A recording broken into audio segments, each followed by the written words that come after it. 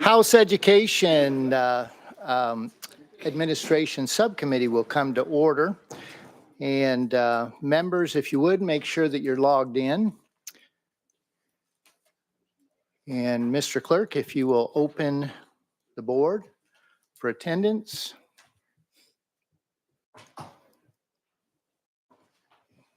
Mr. Clerk, please take the attendance. Mr. Chairman, we have 5 members present. We have a quorum. Thank you, Mr. Clerk. Any personal items from our members? All right, members, we have a couple of updates to the calendar. Let me give those to you. The first one that I'll mention, we're going to take up item number 16 first. We have some guests here and a guest with a real little one, so we want to make sure that we can get them in and out of here on time. So that's the first change I'll mention. Then item number 1, we'll be rolling a few spaces. We've got somebody, I think, presenting a bill in another committee. Item number 15 has been, will be taken off notice without objection. Item number 18, House Bill 100, is that 4? 1004 is taken off notice. Item number 19, House Bill 1005 is off notice. And then item number 24, House Bill 86 is taken off notice.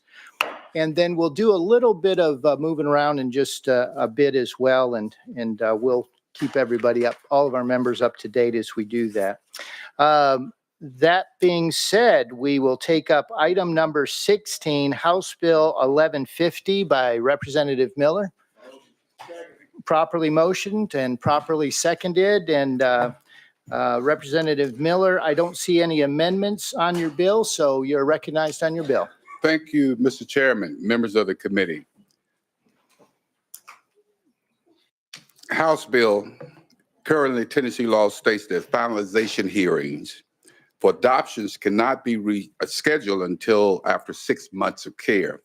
This created a potential lag in finalizing an adoption for one to qualify for state paid family leave. Recent Tennessee legislation, House Bill 983, Senate Bill 1458, pertaining to state employee paid family leave, says that leave must be used in the first 12 months of a newly placed minor child. When adopted, however many adoptions takes 12 months or more to finalize, leaving the adopted family with no chance to use the paid family leave. This bill fixes the gap in current interpretation of state law and clarifies that the adoption begins when an adopted family receives the court order, parental power of attorney, or guardianship. This adjustment of current definition will therefore allow adopted parents of newborns to take employee qualifying paid family leave. This is what this bill does. Mr. Chairman, members of the committee. Thank you, Representative Miller. And I see that we have a guest. Is that correct, Representative? That is correct, Mr. Chairman. All right. And so without objection, members, we're going to go out of session and call up Drew Norman. And you can just take any one of those seats and we'll go ahead and take care of the microphone for you.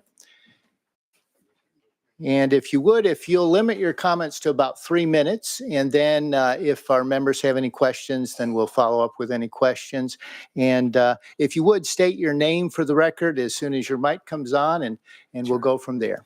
My name is Drew Norman, and I'm joined here by my wife, Courtney Norman, and our daughter, Charlotte Norman. We are actually 3-time adoptive parents. We've gone through the process 3 times. We have a 4-year-old and a 2-year-old at home.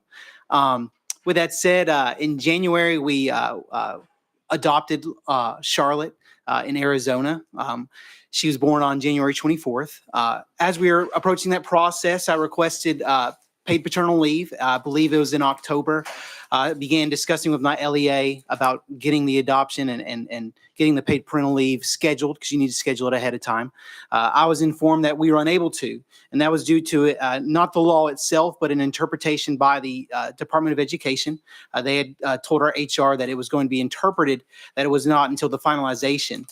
As Representative Miller mentioned, finalization in Tennessee does not occur until at least 6 months after the placement of that child. What that basically does for us is we have to wait. Our second child was finalized after 8 months, and our first child was actually finalized after 13 months. So as Miller pointed out, we wouldn't have gotten any of that paid parental leave with our first child, because it would have been 13 months after his birth. So the issue is when you go and adopt the child, you sign a placement agreement 3 days after the child's born, when the mother severs her rights, and the adoption agency grants you physical custody and power of attorney over that child. Once you get that, you're allowed to bring the child home with you. So we flew her home from Arizona to Tennessee after an interstate agreement. And we are expected by our adoption agency to take 30 days off of work to bond with the child. I had to take my sick days using FMLA and used up the rest of my vacation personal days. Our personal feeling for adoptive families, it just simply isn't really fair, because other families don't have to take that time or take any sick days. They instead get immediately that paid parental leave. So we're thankful for Representative Miller for taking this bill and bringing it to you guys, because we feel like adoptive families deserve that same right, that when they have that child in their physical custody and that power of attorney, that they should also be able to use that paid parental leave when the child is most needed, as you can see with our 2-month-old baby over there. Thank you. Thank you, Mr. Norman. Any questions from our members for our guest? Representative Hurt, you're recognized. Thank you, Mr. Chairman. I don't really have any questions. I just want to take a chance. I think we all up here we're kind of saying the same thing under our breath, that we're thankful for folks like you and your wife, and for doing what you do and providing for those 3 young children that are yours now. So look forward to this bill passing. Appreciate Representative Miller bringing it, because you make some great points. But I did just want to say thank you, and to all the parents that are willing to do that. So thank you very much. Thank you. And I would say this, thank you so much.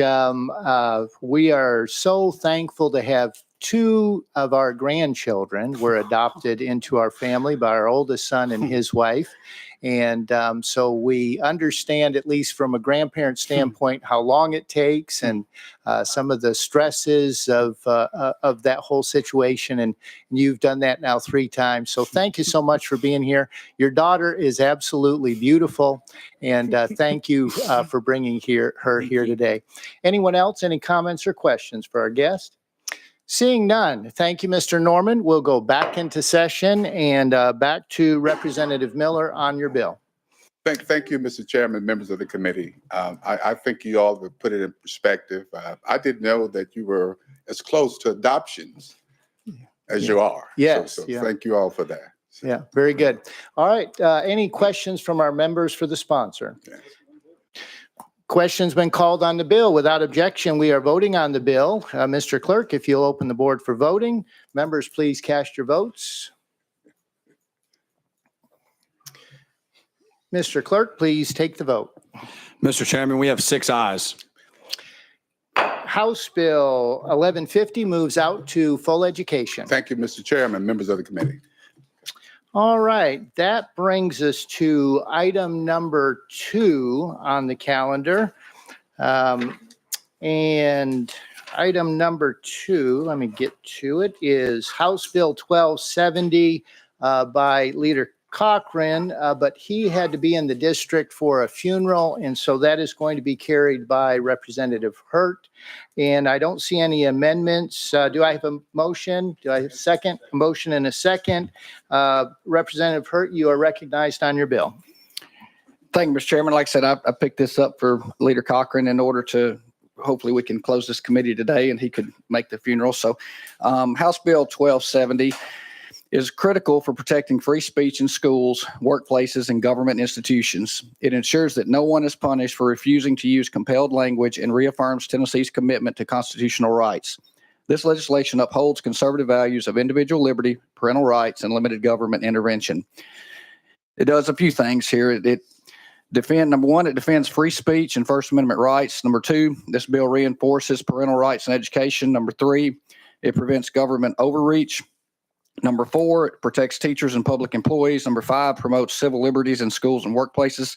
Six, ensures legal and financial protection for individuals. Seven, aligning Tennessee's policies with conservative values. And with that, Mr. Chair, I'll take any questions. Thank you, Representative. Any questions for our sponsor? Chairman White, you're recognized. Thank you, Chairman Slater. You may not know, Representative Herb, I understand there may be, as it moves out of subcommittee, be an amendment that would be added on in full committee. You're recognized, Chairman. Thank you, Mr. Chair. That's what I understand. I think Leader Cochran was working on that. I'm not completely aware of what he's working on, but he did say he's probably looking at an amendment, which he discussed with all of us. Thank you. That is what I understand moving forward, that there would be an amendment coming which satisfy a couple of objections. Gotcha. Thank you. Thank you. Any other questions? Yes. Just question on the bill, Mr. Chairman. All right. Question's been called. Seeing no objection, we are ready to vote on House Bill 1270 to move out to full education. Members, please cast your votes. Mr. Clerk, please take the vote. Mr. Chairman, we have 5 ayes, 1 nay. House Bill 1270 moves out to full education. Members, without objection, I'd like to move up item number 13, House Bill 1262 by Representative Renaud. Do I have a motion? Properly motioned, properly seconded, and I would just mention this is somewhat of a similar bill, but it does not conflict with the bill that we just voted on. Representative Renaud, you are recognized on your bill. Thank you, Chairman and Committee. Just 1 second. Sure. You have an amendment. And what is your drafting code? 4435. We have a motion and a second on the amendment, and that does rewrite the bill. Without objection, we're voting on the amendment. All members in favor, say aye. Aye. Opposed? The ayes have it, and your bill is properly amended. Now you're recognized on your bill as amended. Thank you, Mr. Chairman and Committee. HB 1262 just builds on the protections that Leader Cochran worked on last in 2023, affirming the free speech rights of teachers and employees in Tennessee LEAs. What I'm looking to do in 1262 is extend that to students. The difference in this bill from Leader Cochran's current one is that this one does have a permissive component. I certainly will support Leader Cochran's bill if it goes forward, and this may not be needed. But this bill just extends those same rights we gave to teachers and employees to the students of the school. I had a particular situation in my district where a student was demanded or had some adverse treatment because they did not use requested pronouns. So with that, I'll take any questions. All right. Thank you for that explanation. Members, Chairman White, you're recognized. Thank you, Chairman. So it is my understanding that House Bill 1270 that we just discussed, they may be combined at some point as this moves forward, or are these totally separate? They are totally separate. When I spoke with Leader Cochran, my intention in moving this forward was that this was a permissive bill, and my concern was that potentially if 1270 moved forward and it was challenged, I just would wanted to have something in place that would still protect students in the event the other one was challenged. Thank you. Any other questions for our sponsor? Seeing none, we are ready to vote on House Bill 1262, and the board has been open for voting. Members, please cast your votes. Mr. Clerk, please take the vote. Mr. Chairman, we have 5 ayes, 1 nay. House Bill 1262 moves out to full education. Thank you, Chairman and Committee. That brings us, we're going to take Leader Gant's item number 8, members, if you'll go to properly motioned, properly seconded on House Bill 505 by Representative Gant. I see that we have an amendment. What is your drafting code? 005212. That motion and a second. It rewrites the bill. Members, without objection, will be voting on the amendment. All those in favor say aye. Any opposed? Ayes have it. Amendment 5212 goes on to House Bill 505, and you are recognized on your bill. Thank you, Mr. Chairman and Committee. What this legislation is doing is, if you remember last year, we passed Alyssa's law that created a pilot program for panic alarms in our schools.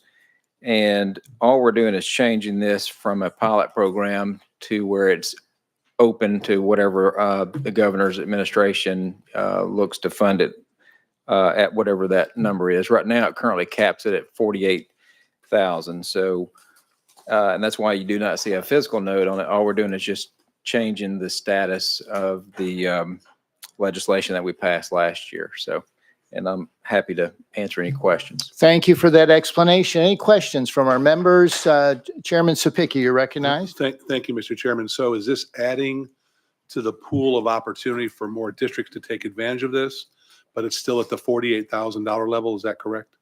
No, it's doing away with that $48,000 limit, which was under a pilot program. So the pilot program is going away, and it's just an open-ended program at this point, waiting to be funded. Follow up? So funding, more people can take advantage of. No funding, then we're right where we are. But the program still stays in place, waiting for funding, maybe at even a future date. That is correct. Thank you. Thank you, Mr. Chairman. Any other questions for our sponsor? Seeing none, we are ready to vote on House Bill 505. Members, cast your votes. Mr. Clerk, please take the vote. Mr. Chairman, you have 6 ayes. House Bill 505 moves out to full education. Thank you, Chairman and committee. Members, that brings us to item number 3 by Chairman Grills.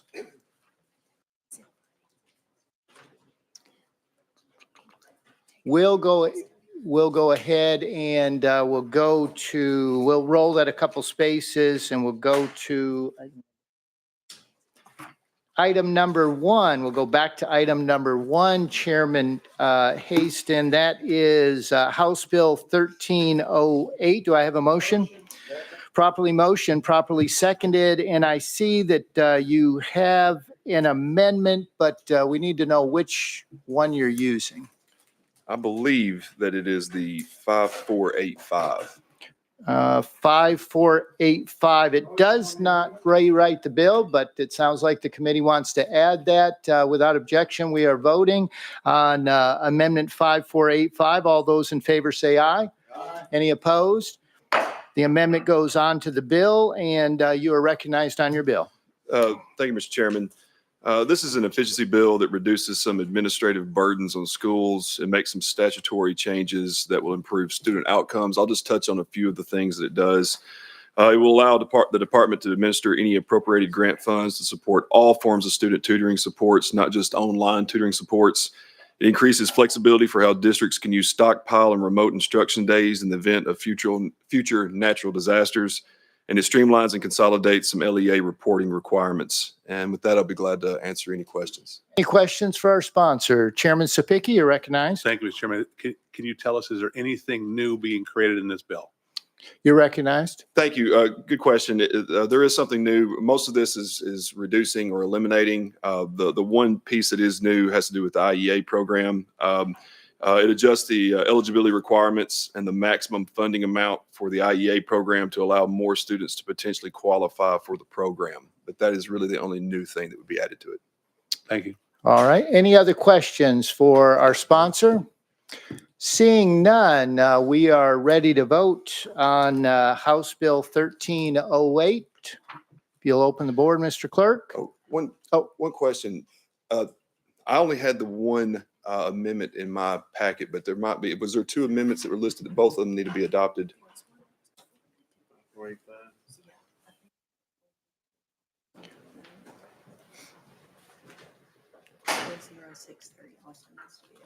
Okay, members, we do need to add another amendment, 4063. It does not rewrite the bill. Motion and a second. Do you have a quick explanation or? I think that this was just, go ahead. I might have to go to legal on this one because this one I did not have. All right, we'll go out of session for legal for an explanation. Thank you, Mr. Chair. Katie Robertson, Legal Services. The amendment makes some changes as to amending a public chapter that was enacted last year and changing the effective date of that. Any questions for legal on the amendment? Chairman Sapicki? Can you tell us what that public chapter did?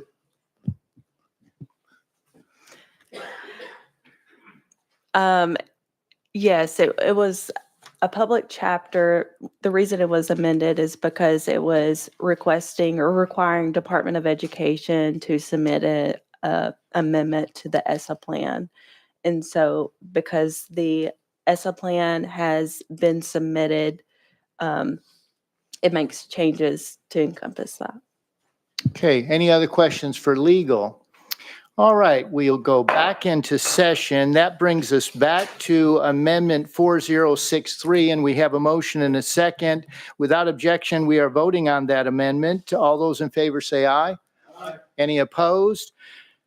4063 goes on to the bill, and any further explanation needed? I renew my motion. Okay, so now the bill is in its proper position, and we are voting on House Bill 1308. The board is open for votes. Mr. Clerk, please take the vote. Mr. Chairman, we have 6 ayes. House Bill 1308 moves out to full education. Thank you, Chairman Committee. All right, that brings us now, members, to item number 3, House Bill 1188 by Chairman Grills. Do I have a motion? Motion and a second. I see that you have an amendment. Can you give us that drafting code? Thank you, Mr. Chairman. 005147. That is what we have up here. Properly motioned, properly seconded. It does rewrite the bill, members. We are voting on the amendment without objection. All those in favor of adding the amendment say aye. Aye. Any opposed? The amendment is added to the bill. Your bill, we're now ready to hear an explanation on your bill. Thank you, Mr. Chairman and committee. The purpose of this legislation is to deter anti-Semitism on college campuses and K-12 campuses. Over the past few years, we've seen a rise in that, and I don't think anyone would deny that that's been a problem. So this legislation does 4 things. It defines anti-Semitism using the International Holocaust Remembrance Alliance working definition of anti-Semitism, including its contemporary examples as was adopted on May 26, 2016. This legislation builds upon the Tennessee's actions to adopt the definition in state law back in 2022. I believe Senator Rose carried that in the Senate, and he is actually carrying this bill in the House. In the Senate this year. The second thing it does, it states a Title VI coordinator will be designated by the State Department of Education for K-12 and each governing board of public institution of higher education to review, monitor, investigate, and report to the legislature and the Attorney General of anti-Semitic discrimination and harassment. Number 3, it states that the IRA definition, including its contemporary examples, shall be integrated into student, faculty, and employee codes of conduct at a public educational institution. And fourthly, it states that each Title VI coordinator shall issue an annual report to the General Assembly. And with that, Mr. Chairman, I renew my motion. All right, members, we've heard an explanation of the bill. Any questions for the sponsor? Seeing none, we are ready to vote on House Bill 1188. The board is open. Please cast your vote. Has every member voted? All right. Mr. Clerk, please take the vote. Mr. Chairman, you have 6 ayes. House Bill 1188 moves out to full education. Thank you, Mr. Chairman. All right, members, that brings us to item number 4, and I think we'll be able to run straight through these now. Item number 4 is HJR 131 by Representative Sparks. So I have a motion. Properly motioned, properly seconded. I don't see any amendments on your resolution, so you're ready to be heard. Yeah. Thank you. Members, what this bill is attempting to do, 131, I did this probably 10 years ago. Chairman White may remember it, but we're seeing unfortunately in our society a rise in fatherless, and this is simply just to try to bring some attention to the crisis that I think we have in our culture. I do have some folks that want to speak on this bill, but if I could, I want to just read some stats real quick, if that's okay with y'all. Pretty alarming. 18.3 million children, 1 in 4, live without a biological step or adopted father in the home. 80% of single parent homes are led by single mothers. 85% of youth in prison grew up in fatherless homes. 85%. Prisons are expensive to build and they're expensive to maintain. 90% of runaway and homeless children come from fatherless homes. 90%. Fatherless boys are 279% more likely to carry a gun and deal drugs than those with fathers present. Fatherless children are twice as likely to drop out of high school. 71% of fatherless students from fatherless homes are high school dropouts. Children without fathers score lower math and reading skills and are more likely to repeat a grade. Impact on mental health. Fatherless children are twice as likely to suffer from depression and anxiety. 75% of adolescent parents in substance abuse treatment centers come from fatherless homes. Impact on poverty. Fatherless families are nearly 4 times more likely to live in poverty. Children in fatherless homes are 44% more likely to suffer from severe economic hardship. 71% of pregnant teenagers come from fatherless homes. Fatherless daughters are 92% likely to divorce in childhood. Adolescent girls without fathers are 7 times more likely to become pregnant as teenagers. That's 7 times more. Conclusion on these stats: the absence of a father significantly increases the risk of negative life outcomes, including poverty, crime, mental health issues, lower academic achievement. I feel promoting strong father involvement and mentorship is crucial to breaking the cycle of poverty and crime and bettering our community. I do have a few ladies that wanted to speak: Sarah Mosley and Melissa Hudson Gant with Big Brothers and Big Sisters of Middle Tennessee. Chairman, I think they're on the list. All right. Thank you for that explanation. And we're going to go out of session without objection to hear from our guest. And we'd have Sarah Mosley and then Melissa Hudson Gant. Is our second individual here?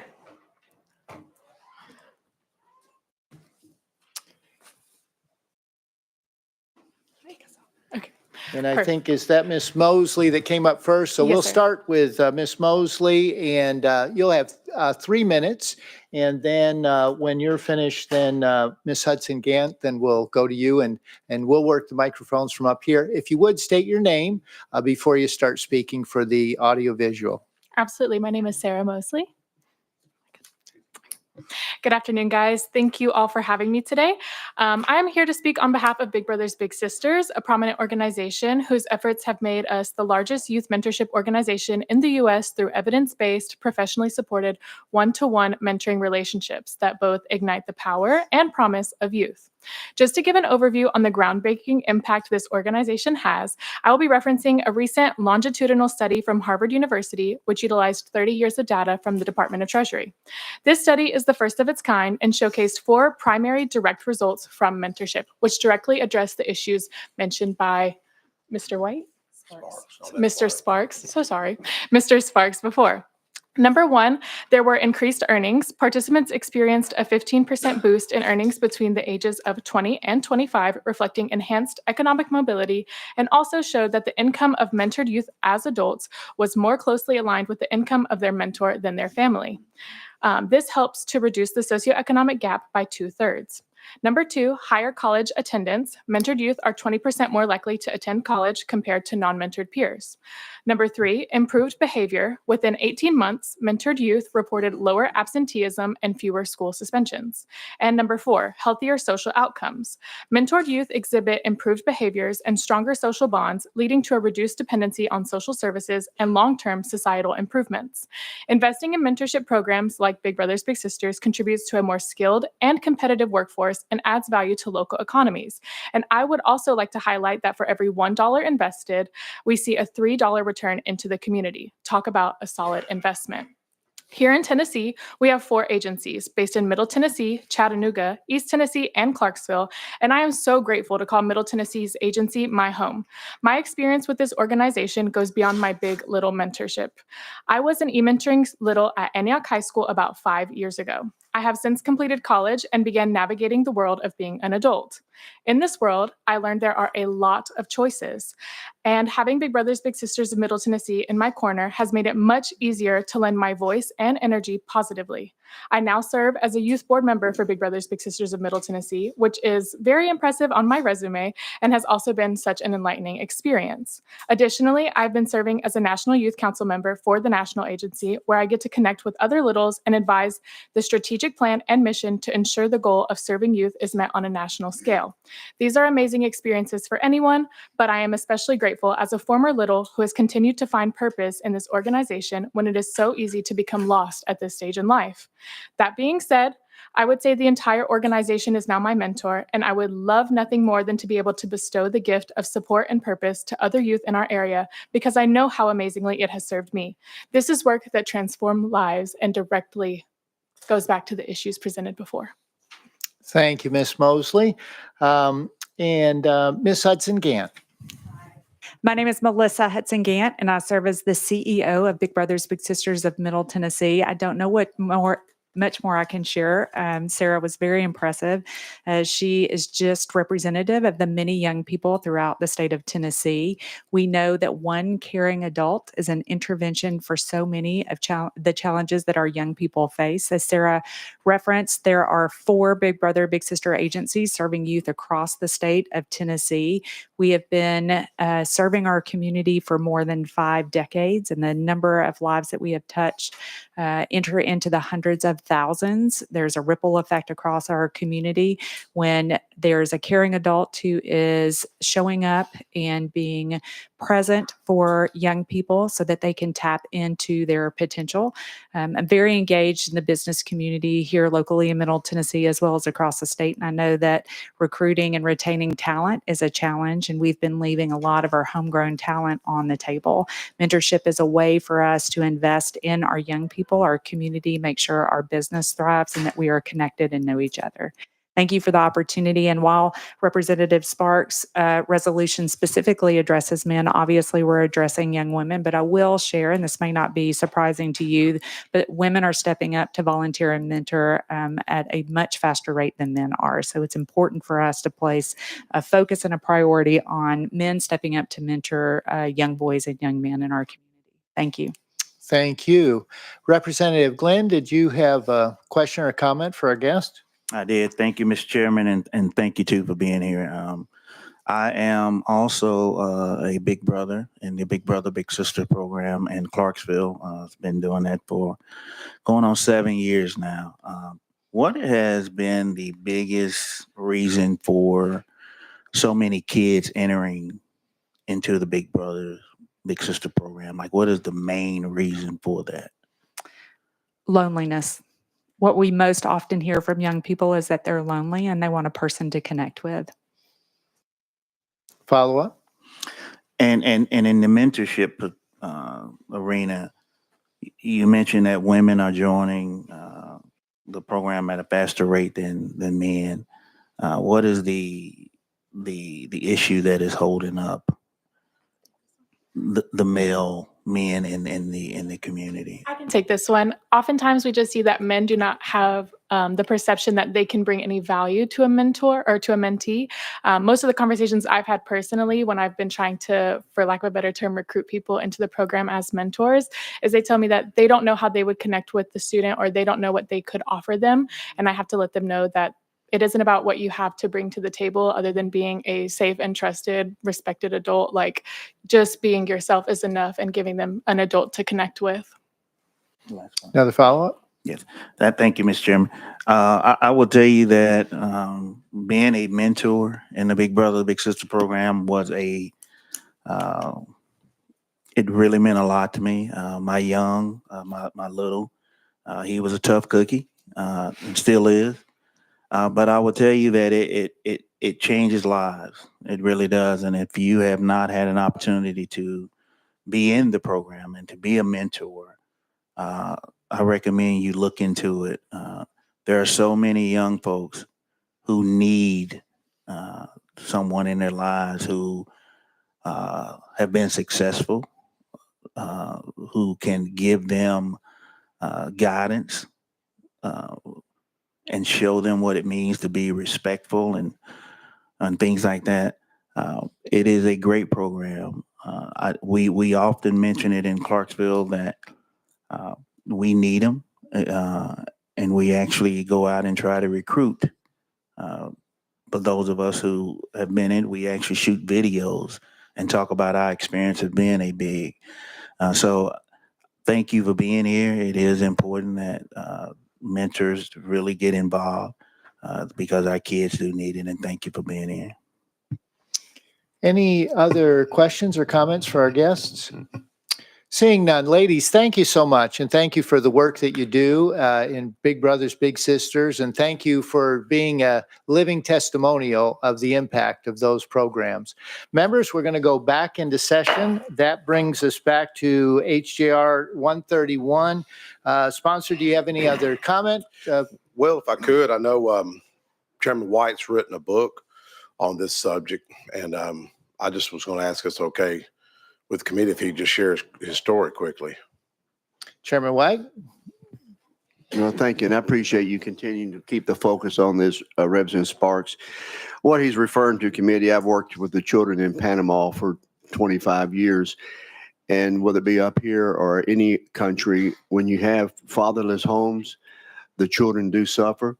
I've always said I believe you could fix 95% of the ills in education if we could go back to the way it was when you had most homes that have the mother and the father present in the home for the child. It changes everything, as we all know. But the book is written 13 reasons why. It's called May I Call You Dad? Why fathers are needed in the home. And it gives 13 reasons why a father should be there. And real quick, I don't want to take the more committee time, but the reason I wrote the book, I had a young lady in Panama that I'd basically not adopted, but she was 11 years old, and I found her in a remote village in Panama that I would never found if the preacher hadn't taken me there. And she was starving to death, an 11-year-old girl. She lived alone with her mother in a hut that was a mud floor, and that was it, and no furniture, just a square with tin on the roof. And so I started working with her and for many, many years, and I put her through school and helped her with education. So they were bringing the United States on a visa, and they said, you'll never get a visa for this child because there's no reason to, but we did. And while she was here, she handed me a note, and she said, I have a question. May I call you Dad? Which is breaks your heart, you know. And so I wrote the book based upon that and how many children suffer because the lack of a strong family members. Pray that we get back to that someday. Yeah. Thank you.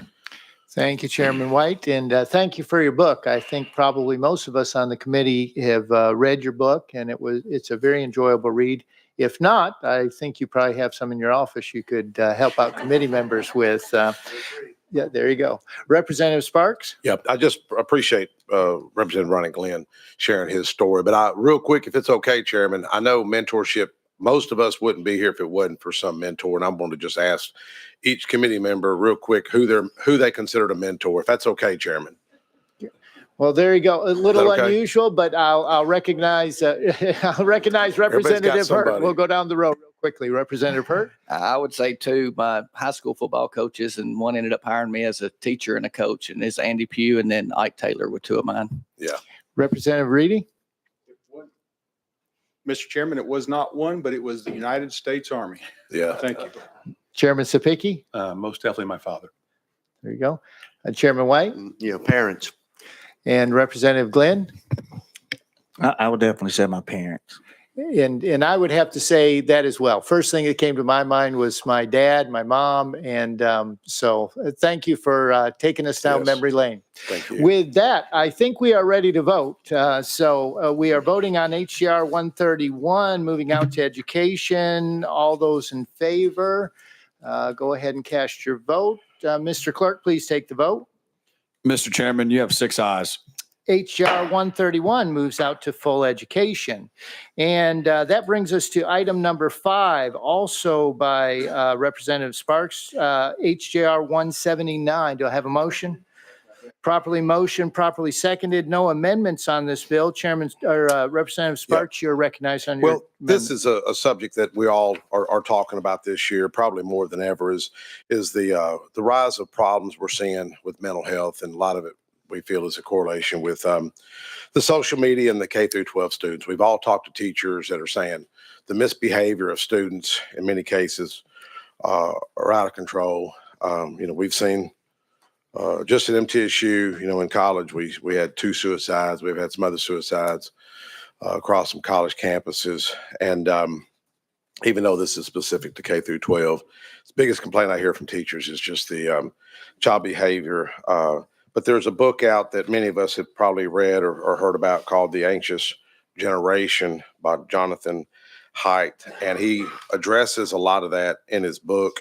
And this is just a simple resolution to just say, hey, we realize we have a problem. What else can we do to solve some of these issues that we're seeing that's really alarming? And it's not a question of if we're going to have a school shooting, it's when we're going to have a school shooting.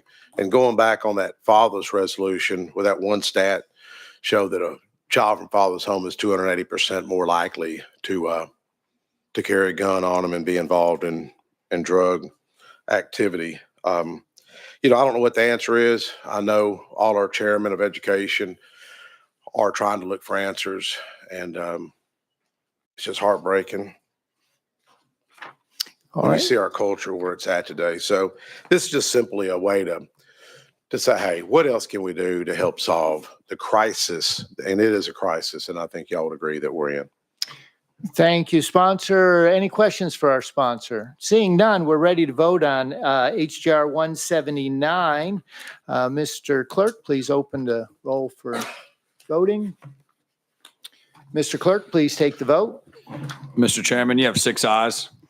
HJR 179 moves out to full education. Thank you, Chairman. Thank you, Minnie. That brings us to item number 6, House Bill 1153 by Representative Lynn. Do I have a motion? Properly motioned and seconded. I don't see an amendment on the bill. You are recognized on your bill. Representative Sparks is a hard one to follow, but let me pull myself together here. Mr. Chairman, this bill will ensure that no child in Tennessee goes hungry at school, and will improve the health of Tennessee children and improve academic performance by eliminating the middle category, and that's the reduced price category in our school lunch program. There are currently 274,320 Tennessee children who are food insecure, and by adjusting this eligibility, this bill would ensure the children on the cusp of poverty who may currently struggle with access to school meals can now qualify for school meals at no cost. And I have the figure here, Mr. Chairman. Currently in Tennessee, there are 49,671 children on the reduced lunch price program. And if I can share just a little bit of a personal story, in 2022 and 23, we had funding from the federal government to give every child in school free school lunch, which was wonderful. At that time, and this is a very personal story, I don't want to cry, but at that time, my daughter and her family were in crisis. They had been in crisis for a couple of few years because her husband was devastatingly ill, and he got to the point where he couldn't work anymore. Well, when the school lunch program ended, that it was free and reduced, well, prior to that, I cannot tell you how many tearful phone calls I ever had from the supermarket from my daughter. Mom, I don't have enough money. Can you run down to the market? I did. And of course, paid her bill. Well, when the program ended, the school lunch program ended for free and went back to, free and reduced. My daughter called me one day. She was still in that crisis. And she said, Mom, Julie owes $30 on the school lunch program. And if I don't pay it, she can't get lunch. Of course they'll pay it, of course. But just like the bill we had in committee, or I'm sorry, in session last night, when not everybody has a family member that they can call and say, can you help me? Just like that bill last night where people go and get very small loans like that. Not everybody has a family member who can help them with groceries and can help them with the debt that their child has built up in school on that reduced price school lunch program.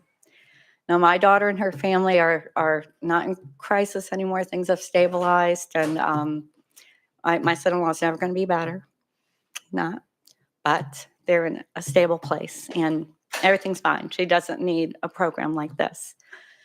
But I, for one, can testify that there are many people you know, and you might not even know that they're in this kind of crisis situation.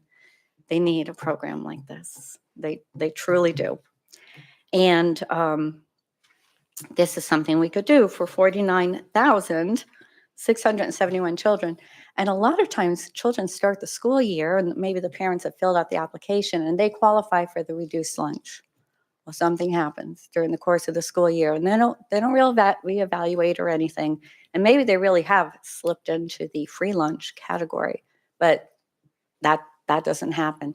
So it really is a hardship for families, and how nice it is for a child to be able to go to school and not have to worry that they don't have much to bring with them, much to eat at school, but that they can get breakfast or lunch, or breakfast and lunch at school to help them have a good day of learning, and not have that anxiety around their friends or anything else. They can just concentrate on their schoolwork and friends and hopefully have a good day. So, Mr. Chairman, there are some folks here who would like to testify, if you would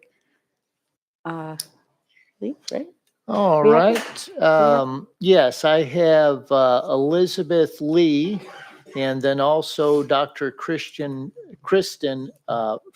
And hopefully I said those names correctly. If you'll come up and take a seat.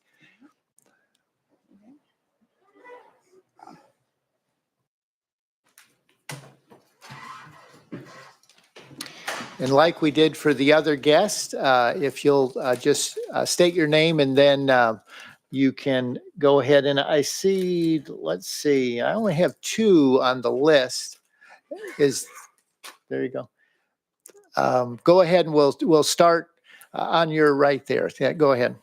Sorry, my name is Sarah Adair. I'm the Government Relations Director with the Heart Association. This is something we've been working on forever, and I just wanted to give them a little support while they're up here. Gotcha. Okay, very good. All right, and now to our guest. Nutrition Manager in Dixon County, Tennessee. Currently, we have an enrollment of 7,729 students between 15 schools. 10.8% of them are reduced. It's not a huge number in Dixon County. We have meal debt that is accruing throughout the district for students that are both on reduced meals and paid meals. That money at the end of the year that these students owe, the school nutrition department cannot pay it.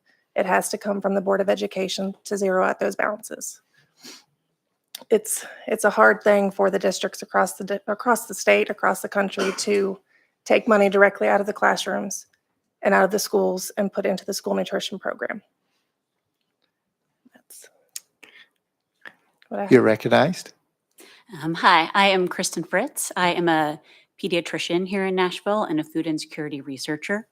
And so I just wanted to provide a little perspective on what a big impact this bill would have on children's health and health of families, and really just augment the beautiful sort of personal testimony from Representative Lynn on the impacts this has on a bigger scale. So food insecurity and growing up in a household with food insecurity really has lifelong implications for children.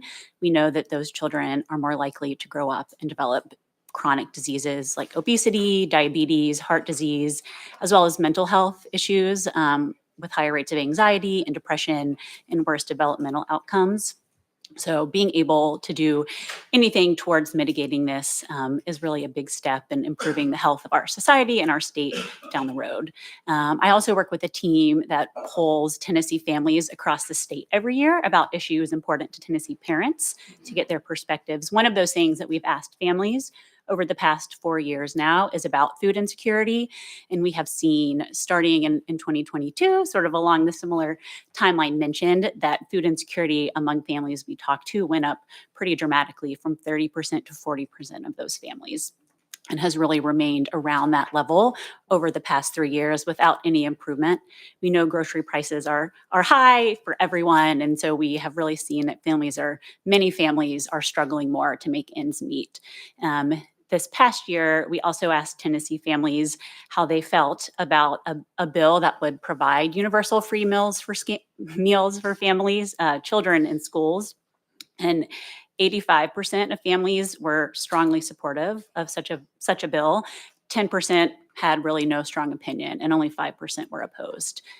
So I do think that this legislation would be a really important and meaningful step towards making sure all children that need it have access to adequate nutrition during the school day to allow them to learn, function in school, and then ultimately also to provide additional cushion for their families at home to be able to provide that extra meal, provide a healthy dinner, so that children can grow up healthy and contribute to our society down the road. Thank you. Thank you. Any questions or comments for our guests? Seeing none, thank you so much, ladies, for being here and testifying. We'll go back into session, and that brings us back to House Bill 1153. Any questions for our sponsors? Chairman Sapicki, you're recognized. Thank you, Mr. Chairman. Just for some clarification here, your bill addresses it's a mandate to the locals that they have to provide breakfast and lunch now. Is that correct? If this bill would pass. It would come from state funding, but yes. Chairman Sapicki. So those districts that do not have a breakfast program I'm would have to create a breakfast program to meet this bill. Is that correct? Representative Lynn. Forgive me, I did not understand your question. It would be the reduced category is going away, so that if they don't have a reduced category because they don't have a program, that would not be a mandate for them. Follow up. So the free and reduced is a federal program. That's The right. federal program is there. All we're going to do is instead of making the locals or making the parents pay the bill, the state's going to fund that portion of that of the reduced portion. But for those districts that don't have a breakfast program, your bill states that it is free and reduced in breakfast and in lunch. Those programs, those LEAs that do not have a breakfast program under your bill would have to create a breakfast program and incur that expense. Can you comment on that? I don't see that they would. If for whatever reason they don't have a breakfast program now, this bill doesn't change that for them. And, who knows why they don't have a breakfast program now. They certainly can and have the option to do so, but they've chosen not to. Another follow-up? I support your idea. Okay. In your fiscal note, it states, for schools required to begin providing a school breakfast program, a mandatory increase in expenditures will occur.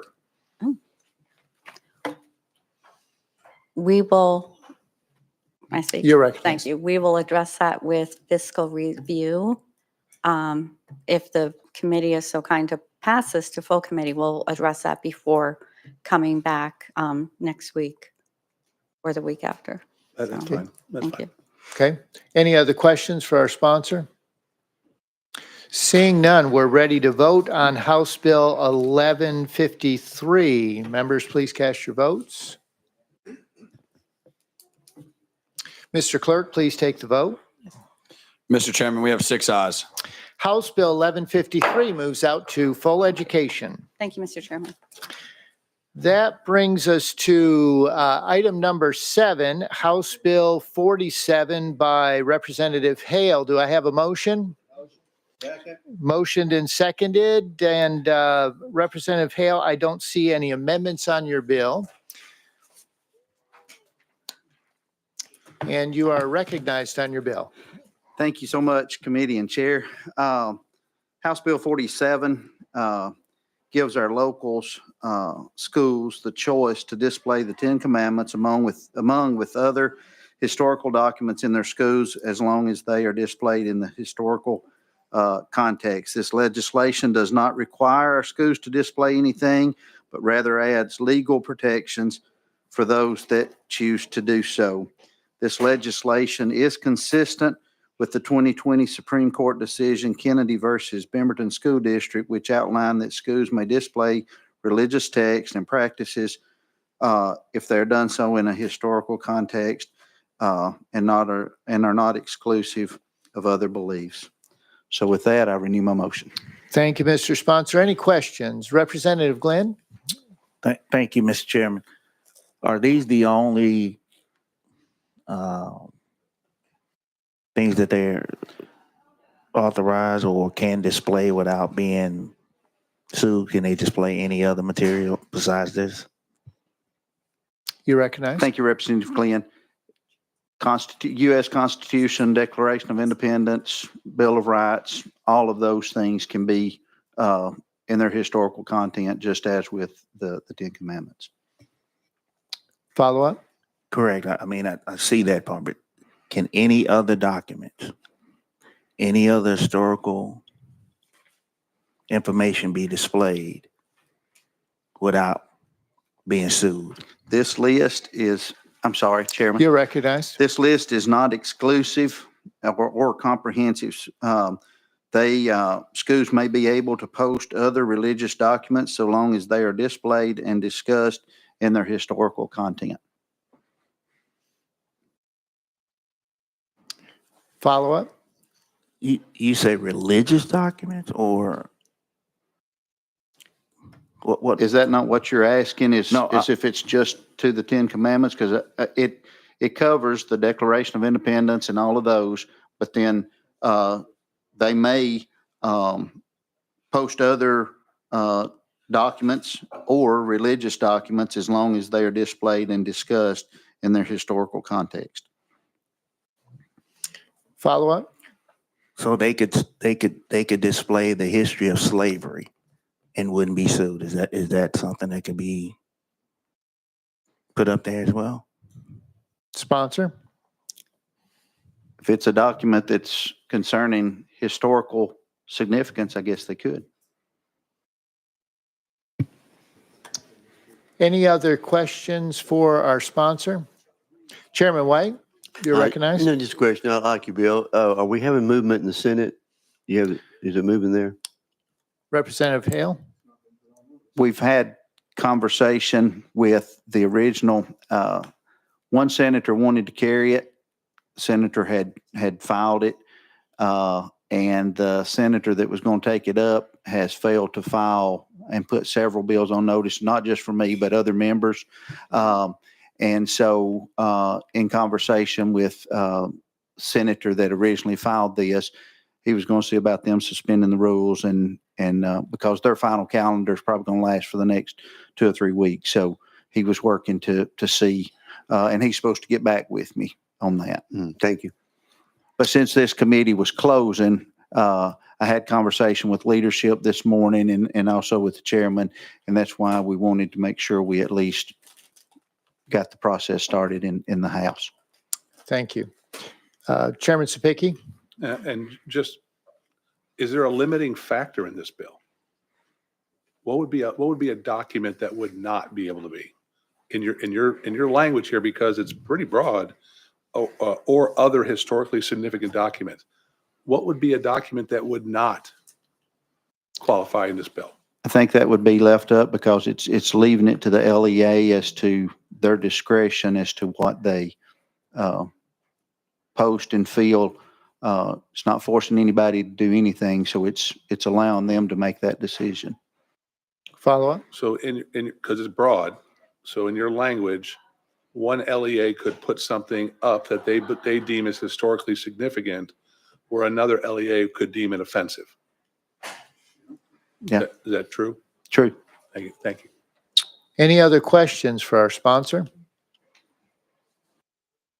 All right, seeing none, we are ready to vote on House Bill 47.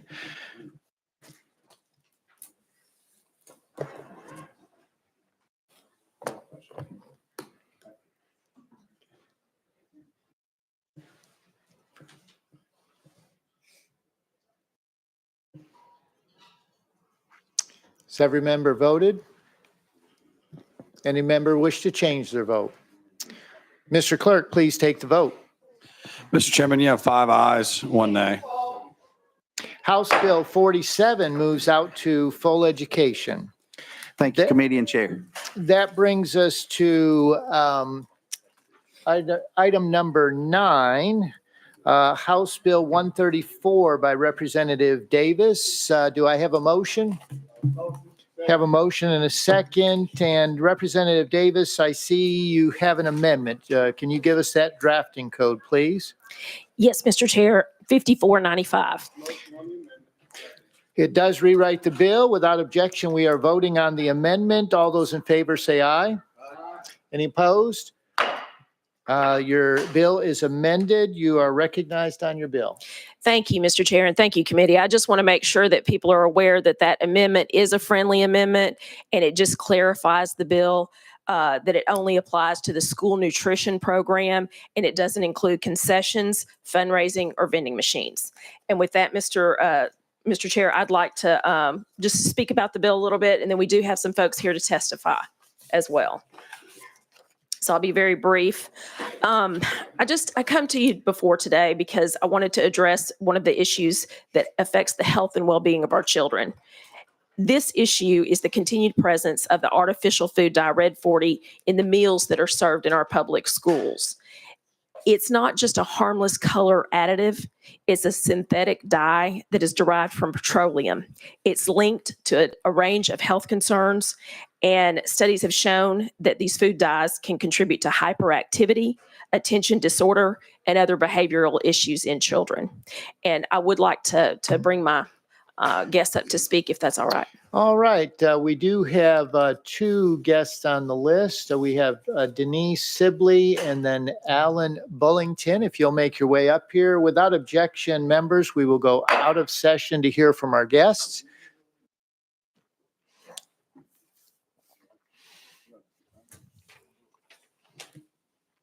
Just remember to state your name before you speak, and then you'll have 3 minutes to make comments, or up to 3 minutes, and then we'll have questions if there are any from our members.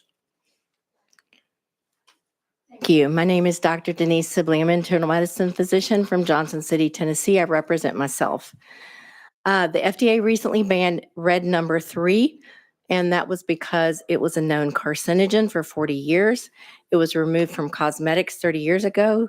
Increasing public knowledge of the harm and outcry led to this federal action. Recently, the newly confirmed HHS secretary vowed to work on food additives. However, state-level action proposed to remove red dye number 40 today could potentially move more quickly than a federal regulatory change. If passed, this legislation would position Tennessee as a leader in food safety transparency and can influence other states and perhaps federal policy. There's a scientific report called OHIA from 2021, which reviewed 27 human clinical trials, concluding with high confidence that a substantial amount of evidence existed that the consumption of these synthetic food dyes is associated with adverse neurobehavioral outcomes in children. Previously, animal literature had indicated that these synthetic dyes can affect activity, memory, and learning, and affect the neurotransmitter systems in the brain. The red dye number 40 has been demonstrated to cause behavioral changes in children, particularly neuroatypical children. That would be ADHD children and autistic children, but also normal children. And it leads to hyperactivity, inattentiveness, problematic and disruptive behavior. Particularly in the school setting, we want our children to be able to learn, to be attentive for learning, to use our educational dollars for teaching and learning rather than dealing with problem behaviors. We want our nutritional dollars to be spent on quality food. It's known that children who are receiving free or reduced meal programs are overrepresented in these behavioral and neurodivergent populations. And yet this is the precise population that is being most affected by the food dyes in the school menu selection. These children are fed breakfast, lunch, snack, and often sent home with a portable food item for supper. And there's over 1,000 food items on the menu selection for this free and reduced meal program that contain food dyes. Quite possibly the children who are most susceptible to the food dyes are receiving the greatest quantity of food dyes at school. The effects of food dyes go beyond short-term effects on activity. They can have sleeplessness, irritability, and aggression. And especially with our concern with so many children on psychoactive drugs, including those for ADHD, such as Adderall, Ritalin, Vyvanse. These are drugs that are at the top of the TennCare expenditure for children in Tennessee. These dyes may exacerbate those behaviors and could lead to aggressive behavior, especially with our recent concern with violence in schools and school shootings. Removing dyes could greatly impact That's 3 minutes, all right? And let's see, Mr. Bullington. Thank you, sir. Chairman and members of this subcommittee, thank you for the opportunity to speak today in support of House Bill 134. My name is Alan Bullington. I'm an attorney by education and an entrepreneur by practice, but I'm here today as a longtime Tennessee resident, concerned parent, and representative of Food Fight USA, which is a nonpartisan, nonprofit organization dedicated in part to advancing state and federal legislation that seeks to clean up our toxic food supply. While industry representatives and I do not agree on much relating to their ultra-processed products, we do agree on perhaps the most important element of this specific issue.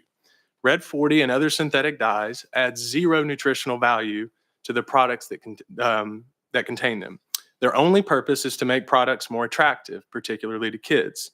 In weighing the risk associated with Red 40 against its sole and completely unnecessary utility, the importance of that fact cannot be overstated. Industry representatives will undoubtedly point to FDA approval and reviews by the European Food Safety Authority and an international committee called JECFA as proof of the dye's safety, but that argument is at best disingenuous.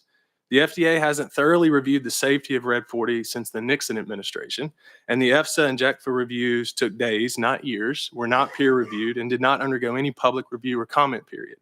More importantly, warning labels on all food and beverage products containing Red 40, Yellow 5, and Yellow 6 have been required in Europe since 2010. The most thorough assessment, which was just referenced, of synthetic dyes was published in 2021, was conducted by a panel of independent experts, including university and government toxicologists, neuroscientists, epidemiologists, and physicians. It took over 2 years to complete, underwent peer review, public review and comment, and integrated all available data, human, animal, mechanistic, including 27 clinical trials. The resultant 300-plus page report concluded that synthetic dyes cause or worsen neurobehavioral problems like hyperactivity in some children, which is why many countries and now 17 states in the U.S. have enacted or are currently voting on laws that either restrict the use of synthetic dyes or require warning labels on the products that contain them. I respectfully submit that it is time for Tennessee to join the fight for clean, non-toxic food. In addition to attacking any scientific data they didn't pay for, industry representatives will rely on 4 other arguments in defense of their synthetic additives and against state legislative action to regulate them. Those 4 arguments can be summarized as standing, ripeness, cost, and the drug dealer defense, which is we're just giving consumers what they want. All are fundamentally flawed, and I welcome any opportunity to discuss each of them with any of you at length following the hearing. I realize I'm closing in on my 3 minutes. As I mentioned at the top of my remarks, I'm an entrepreneur and a business owner. I believe all companies should be free to maximize their profits. However, the de facto first rule of commerce is the same as medicine. First, You're right. You were closing in on that 3 minutes. Okay. Chairman Sapicki, a question or comment? Thank you for both of the presenters here. I wasn't clear on your closing statements, so if you want to finish up your closing statements, I'd appreciate it.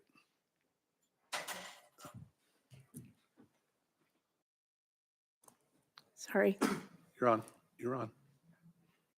She's pulling it up on her computer. My closing statement was just that Tennessee should be a leader in food safety and in effectual learning, and that removing dyes could greatly impact our behavioral issues and possibly violence in schools.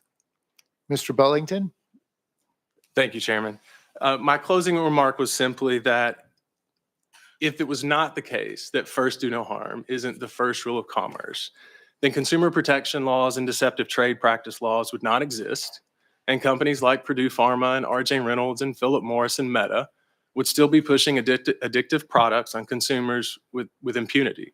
That was my final comment. So thank you for the additional time. Chairman Sapicki, follow up. So, and it may have to go to the bill sponsor when we come back in, but you made the reference to the yellow 5 and 6. Why just a red 40? Why not go for it all and get it all out of the food for our kids? That may be better for the, we'll wait till That's we go fine. back in That's session fine. and we'll put you first on the list. Any other questions or comments for our guests? Representative Reedy? Thank you, Mr. Chairman. And of course, it was a sidebar conversation we were having. Of course, I'm looking at the Federal Code Title VII, which was displaying Title VII up to date as of March 13th, 2025, when Title VII was last amended. And it has to do with agriculture, but then it gets into food and nutrition services by the Department of Agriculture, subchapter A, which is child nutrition programs. And I don't know if our visitors here can speak to it or to legal. In the food programs for our schools, are they regulated by the federal government? And I'm kind of questioning, okay, we're saying the federal government's going to take care of this red dye. Is it necessary that we do, or is it, Ms. Katie, can you answer that, please? We'll go to legal with that. Thank you, Mr. Chair. Katie Robertson, Legal Services. The USDA in their school breakfast and lunch program has guidelines of requirements for the amount of fruits and vegetables, grains, or meats in milk that is provided to students based upon grades. I am unaware of how that is overseen at the LEA level. Follow up? Yeah, thank you, Mr. Chairman. And do either of you know anything about what I'm looking at, or any insight maybe? Thank you, Chairman. I'm not sure how the federal and local LEA interact on that. I'm just a doctor. I'm sorry. Oh, no, you're appreciated, doctor, but thank you. All right. Anyone else for any other questions or comments for our guests? Well, thank you. Thank you so much for coming and sharing your testimony. With that, we will go back into session and we'll go back to our sponsor, Chairman Sapicki. And just to clarify, I had this problem when I was growing up with the dye that was in ketchup. And as soon as my mother and father took me off of ketchup for a while, my demeanor improved, my grades improved, et cetera, et cetera. So I get what we're doing here. But my question is, why just the red 40? Why not the yellow 5 and 6? That if they're harming our children too, why wouldn't you just do both? Because I would don't see accept a much- friendly amendment for that. I would love to go for it. But honestly, the Senate sponsor was the lead on this legislation. And so that's who I'm kind of following their lead. But I would love to remove all of them. I think that it's important to make sure that our children have safe and healthy foods in the schools. Follow up? So if this bill does pass and move on to full, between now and then, could you get with your Senate sponsor? Absolutely. And find Yes, sir. out why, and if there is no really good reason why, and it doesn't seem to be going to affect your fiscal note, then why wouldn't you just get rid of it all at one time? And therefore, we're making the kids healthy in all different aspects. So that would be an ask of me, of one of the members. I think it'd be a good thing to do if we can. Thank you, Mr. Chairman. I will ask that. Any other questions for our sponsor? Seeing none, we are ready to vote on House Bill 416, moving out to full education. Oh, I'm sorry. We are voting on House Bill 134, moving out to full education. If you'll open the board for voting.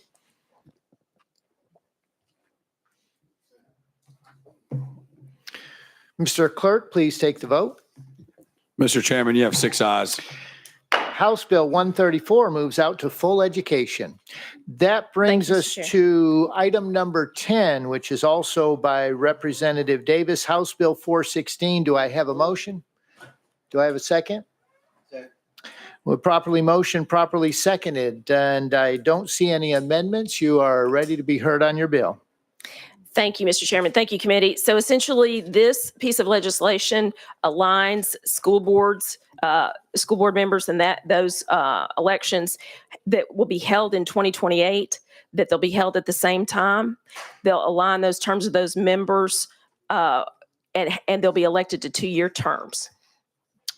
Thank you, sponsor. Any questions? Chairman Sapicki, you are recognized.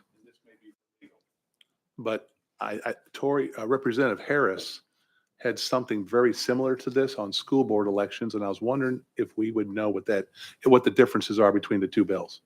Because I think Representative Harris's bill is in full ed. We will go out of session and go to legal. You're recognized. Thank you, Mr. Chair. Katie Robertson, Legal Services. There was an amendment filed in House Education. House Education did not get to that amendment today. The amendment is limited in nature to this. So if both bills move forward, then at some point we would need to make an amendment so that both of them could work together. And question for legal. So as we sit right now, the bills are in opposition to each other. One would overwrite the other. And so we'd have to rectify this in full ed, one way or the other, right? Yes, the amendment that was filed, the amendment was not adopted, so. Okay. Any other questions for legal? No? No other questions for legal? All right, we are back in session and we're back on the bill. Do you have a question for the sponsor? Thank you, Mr. Chairman. Yes, I was going to try to answer Representative Chairman Sapicki's question, and I do have a question. I think Representative Harris' bill was the election dates to line up with regular elections. I don't think it had anything to do with staggering board members. His was about all the elections should be on the same date instead of all these different dates of elections. That's what his bill did. Yeah, his lined up to say that the date of the elections would be the same.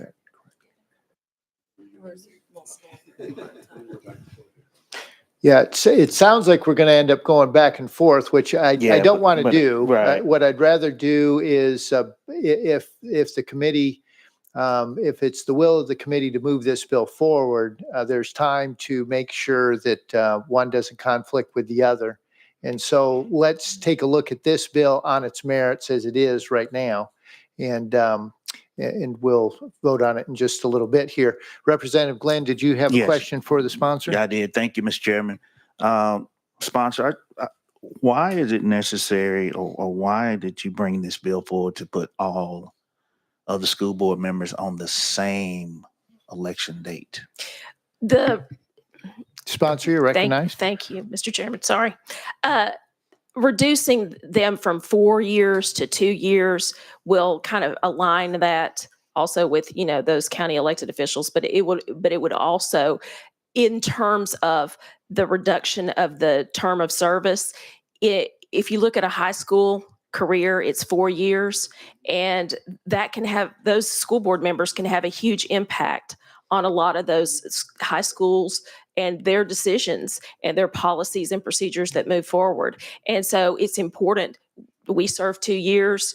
Our congressmen at the federal level serve 2-year terms.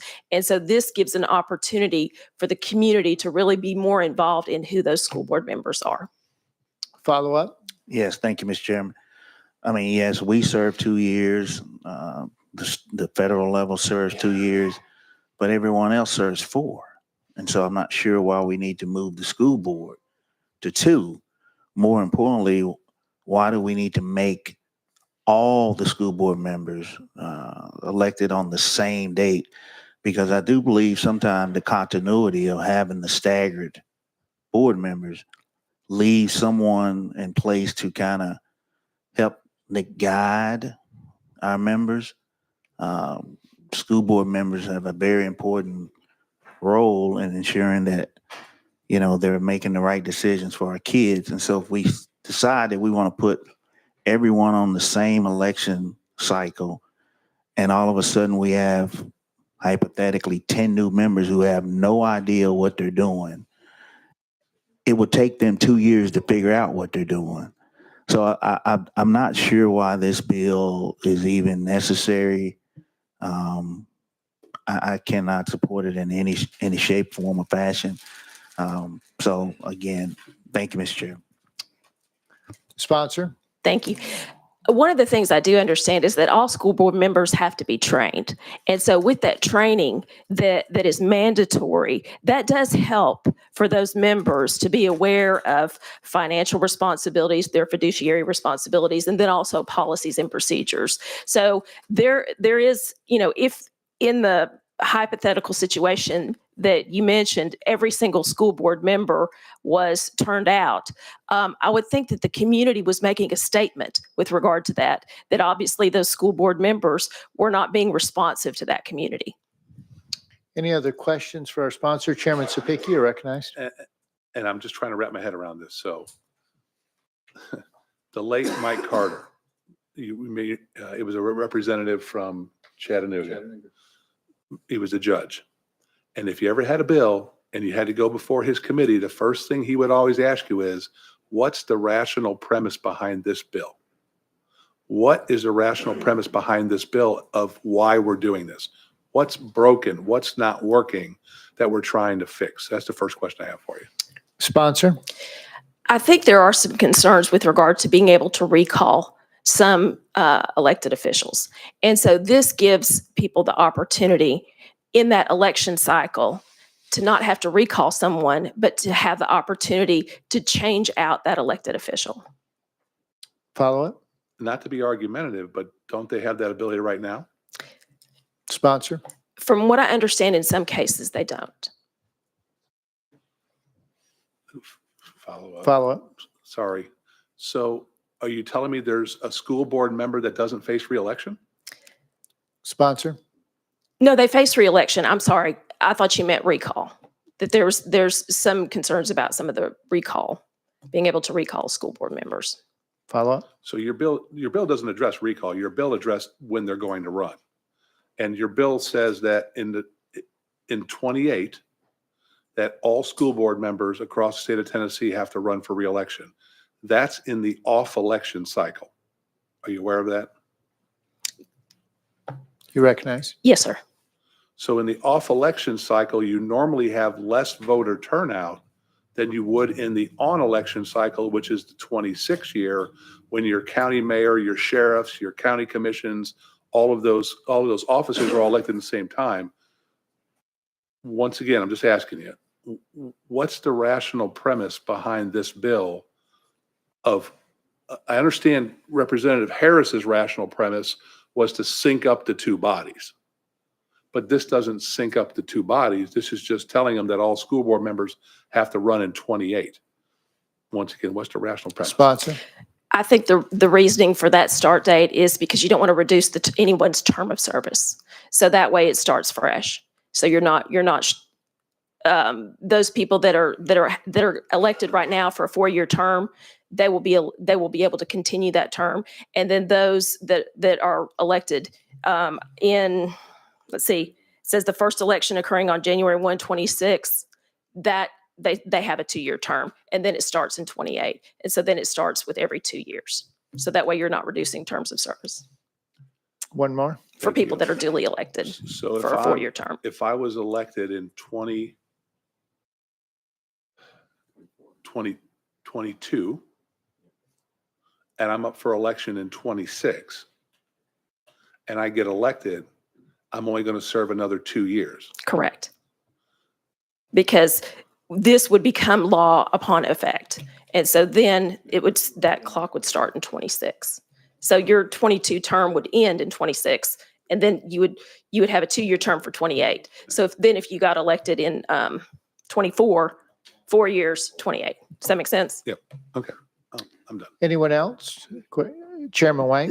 Just a comment, as we move forward with this, I think this is a discussion that we're really going to need to flesh out.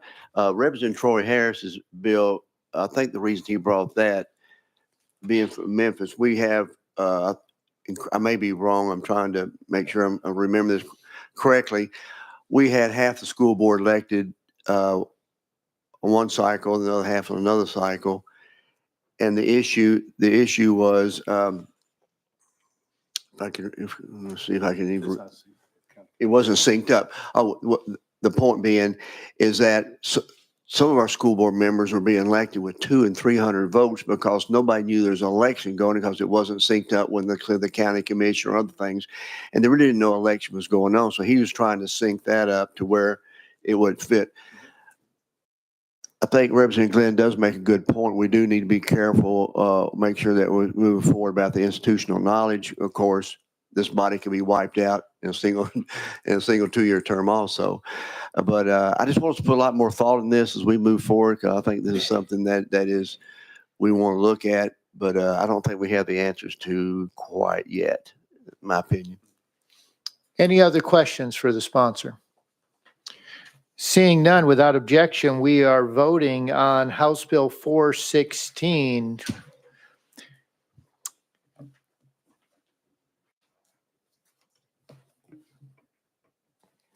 Mr. Clerk, please take the vote. Mr. Chairman, we have 1 aye, 5 nays. House Bill 416 fails. Thank you, sir. That brings us to item number 11 by Representative Hill. Don't see Representative. Oh, there we go. I don't know where he came from, but it was right in front of me. There you go. Representative Hill, I don't see an amendment on your bill. Have a motion and a second, and we're ready to hear your bill. Thank you, Mr. Chairman. This legislation is a children's safety bill. It requires that folks that are engaging in release time, that they undergo a background check. That's a requirement that actually was brought to me by one of my school board members with a request, and we did some research and we found that we've got a little bit of a loophole out there, and something that we want to close up with this legislation.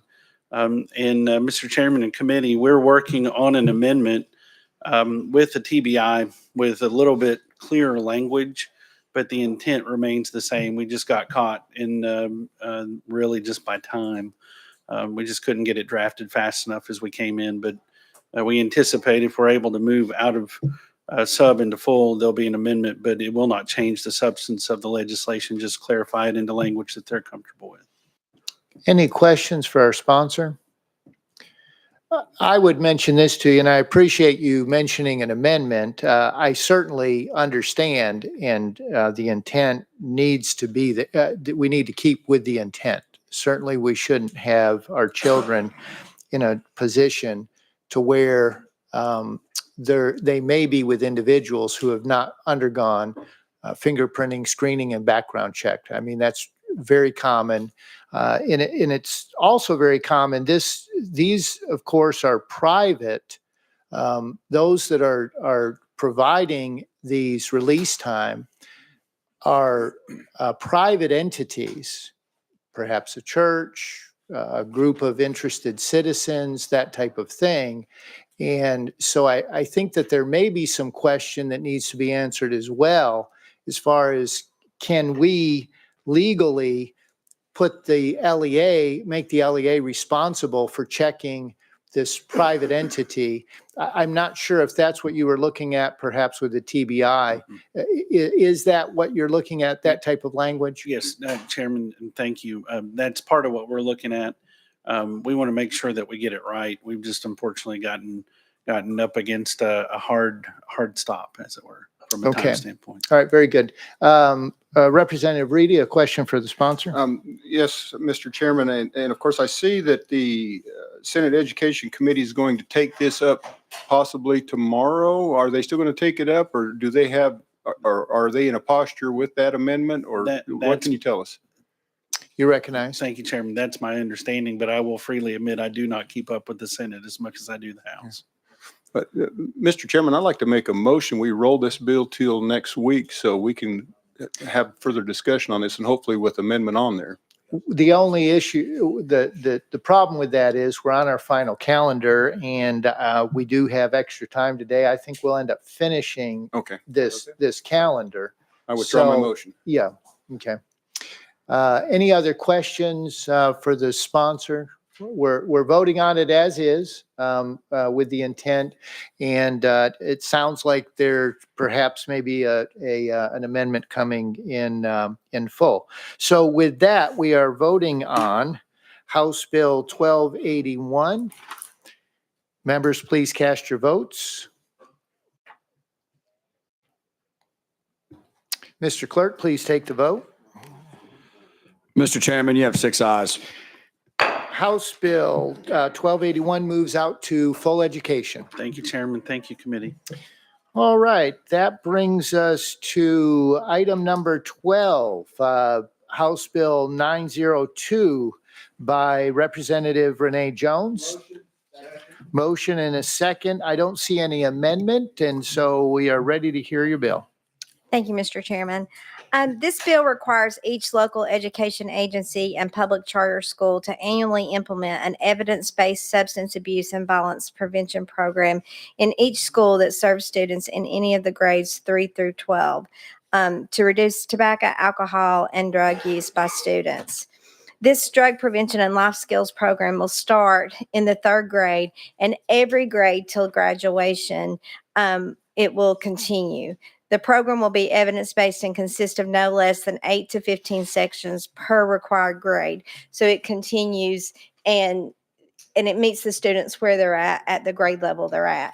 And the reason, we're looking at the life skills is we have a drug abuse, we have drug problems in our public school systems, and we all know that. And so, in our area, we have our counties bonded together and took their opioid money, and they have a great rehabilitation program for adults that are being charged in the courts, and they go into that program and they graduate from it. And when they graduate, they have a partnerships with businesses in our area that give them a job. We have a car dealership that actually helps them get a car, so they truly get a second chance. And when I talk to the folks that are using that program, Families Free, they look at this program because of the fact that it has the life skills portion of the program, that this could truly, this could change the cycle. It could stop the cycle and give these kids an opportunity to be coping skills to deal with the things that they deal with that cause them to turn to drugs or alcohol or whatever their addiction may be. We have a school board in Murray County that is very supportive of this program. And they said the program seeks to prevent children from making bad decisions rather than seeking to punish those who have already done so. When I talk about the court system and where our district is helping there, is dealing with that. This program would allow every dollar spent on prevention would save between $4 and $18 in healthcare and criminal justice costs. So we would be spending money on the front end, but we would save the money on the back end.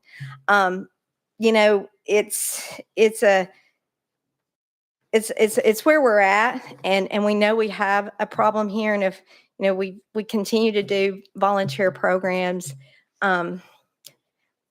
continue to do the same thing and expecting different results is not going to happen. So this program gives us a chance to to actually make a difference. So I ask you to please consider it. And with that, I stand open for questions. Thank you, Mr. Chairman. All right, members, any questions for our sponsor? Chairman Sapicki, you're recognized. Thank you, Mr. Chairman. I'd like to ask legal a question under family life curriculum. I think we already have this in place, and I'd just like to verify that. All right, without objection, we are going out of session and question for legal.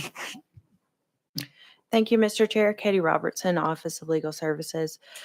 Yes, in the family life curriculum, one of the requirements that must be taught is discussion of interrelationships between teen sexual activity and exposure to other risk behaviors such as smoking, underage drinking, drug use, criminal activity, dating violence, and sexual aggression. Follow up, Chairman. Thank you for that. Any other Representative Reedy? Thank you, Mr. Chairman, and for legal as well. Is it, because it's looking at it, this is going from grades 3 to 12. Is it basically same with family life? Is we're still Legal. covering? The family life curriculum is taught in a manner that is age appropriate. So if the So it's LEA gonna would cover it. determine it was age appropriate, then they would include that instruction. Okay, thank you. Any other questions for legal while we're out of session? All right, seeing none, we're back in session. Any questions for our sponsor? Chairman Sapicki?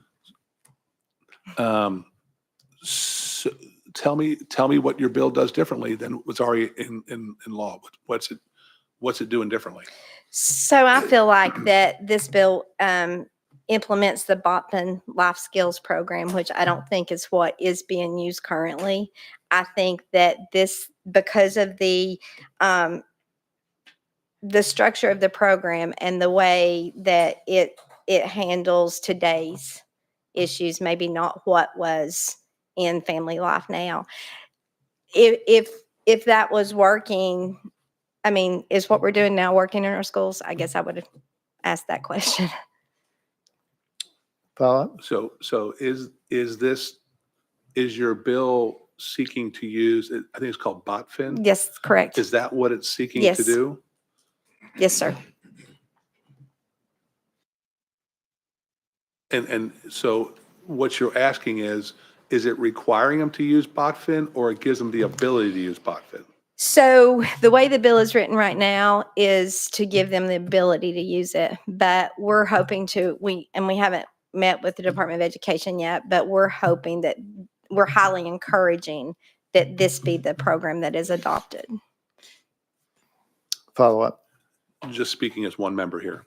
So there was Representative Butler ran a bill to allow LEAs to choose between DARE and choose between lead, right?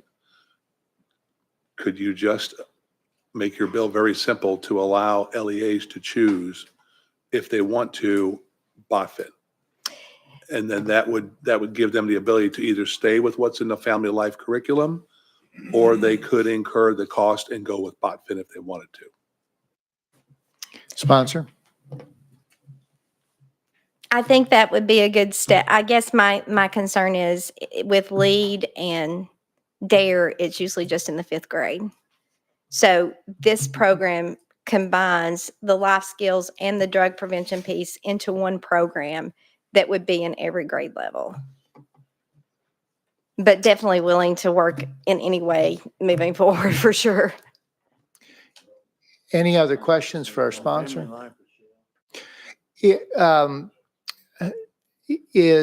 So apparently there are some districts that are using the BotFin curriculum. Is that correct? So in Carter County, they are using it with the Drug Coalition. It's not actually used as a mandatory program in any of the school system, but it is used as a pilot program with some of the Drug Coalition that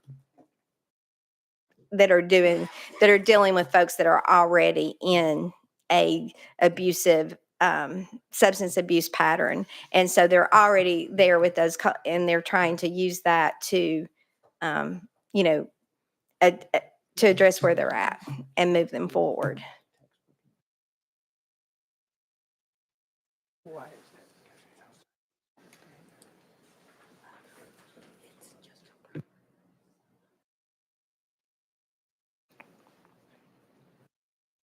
Okay, members, any other questions? All right, seeing none, we're ready to vote on House Bill 902. Mr. Clerk, open for vote. Mr. Clerk, please take the vote. Mr. Chairman, you have 5 ayes, 1 nay. House Bill 902 moves out to full education. Thank you, Chairman and Committee. All right, we have some, okay. Item number 14, that brings us to item number 14, House Bill 880 by Representative Stinnett. Do we have a motion and a second? I have a motion and a second. I do see that you have an amendment. What's your drafting code on that amendment? 4591, it does rewrite it. We have a motion. We have a second on the amendment. Without objection, we're voting on the amendment. All those in favor of adding the amendment, say aye. And opposed? The amendment is added to your bill. You are recognized on your bill as amended. Thank you, Chairman. This bill is brought to me from the Tennessee Organization of Superintendents and the Tennessee State School Board. This bill is going to direct the Department of Education to report to the Education Committee a list of all the training that teachers have to do required every year. Presently, there's 52 training requirements and that have to be completed every year for teachers. Basically, what this bill is to do is to make us aware of the burden and to help begin thinking about efficient solutions and also maintaining our minimum standards. The Organization of Superintendents and State School Boards are working on a plan this summer. And so House Bill 880 is just to raise awareness to our committees that there is a issue with a number of guidelines and things that teachers have to do before they start the school year. I'm here for questions, sir. Thank you. Any questions for our sponsor? Chairman White, you're recognized. Thank you. Thank you, Representative Stinnett. Since TOSS or TSBA brought you this, do they sign up to speak at all? No. Okay. Okay. What was the question? I was just asking a question if a TOSS or TSBA had signed up to speak on the bill since they brought you this legislation. I was just, And they're not signed up, so. okay. Thank you. Okay. Any questions for our sponsor? Chairman Sapicki, you recognized. So just to clarify, all you're doing is you're just requiring the gathering of all of these requirements, and that's it. You're recognized. Yes, sir. And reporting to your committee so you know the scope of what has to happen.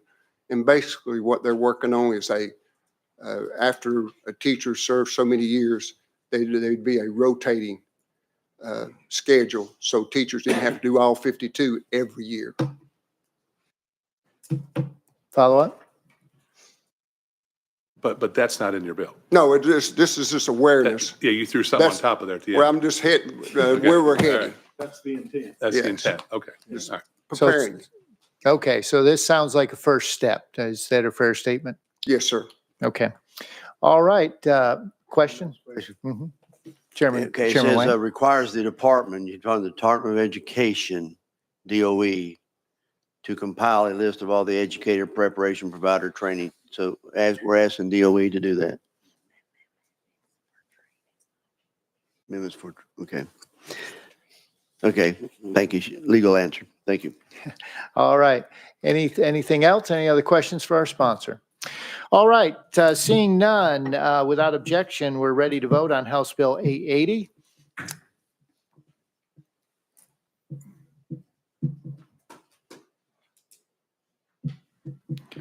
Mr. Clerk, please take the vote.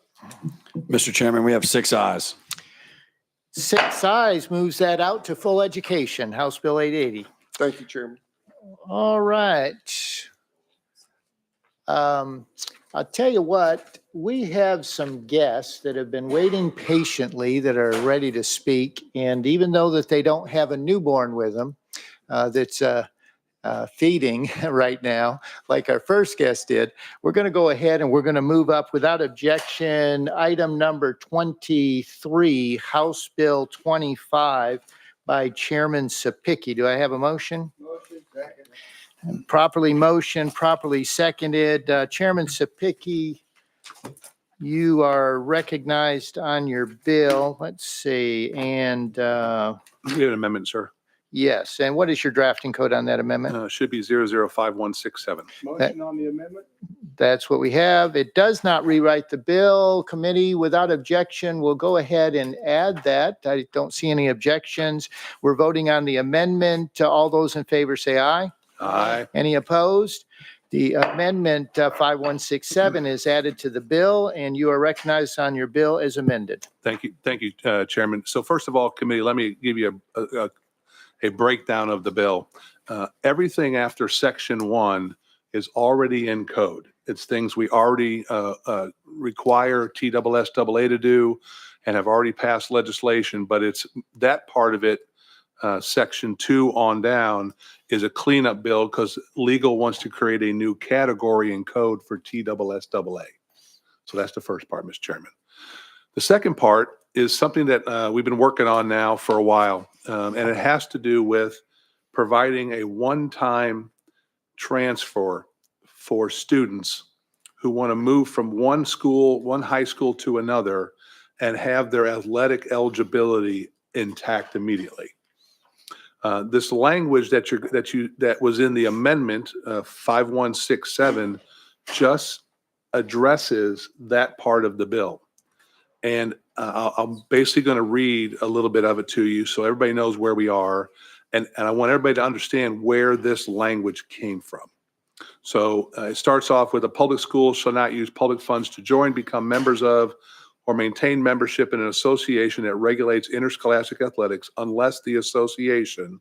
Now, this part of the language has come from a meeting March 3rd, TSSAA had with their governing board about addressing this issue in the state of Tennessee. And so this language after this is as close to we can get as being verbatim, allows a high school student who transfers for the first time to another member school, and the transfer is due to significant academic, social, emotional, environmental, or mental health need, to be immediately eligible to participate in interscholastic athletics at the member school to which the student transfers, provided that the sending member school does not attest within 7 days that the student's transfer is due to athletic or disciplinary reasons.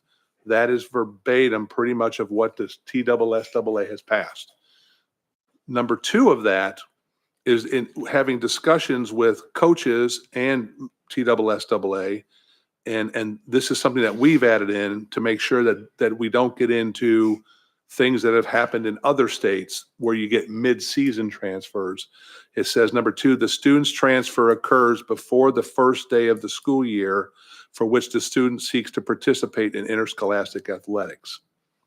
So that prevents the mid-season transfer unless the transferring student has a bona fide transfer as recognized by TSSAA that's already currently in their bylaws. That's what the gist is. I know we have people here to testify, Mr. Chairman, so I can always come back and address more questions if need be. All right. With that, without objection, we will go out of session and call up Mr. Mark Reeves and Mr. Richard Colbert.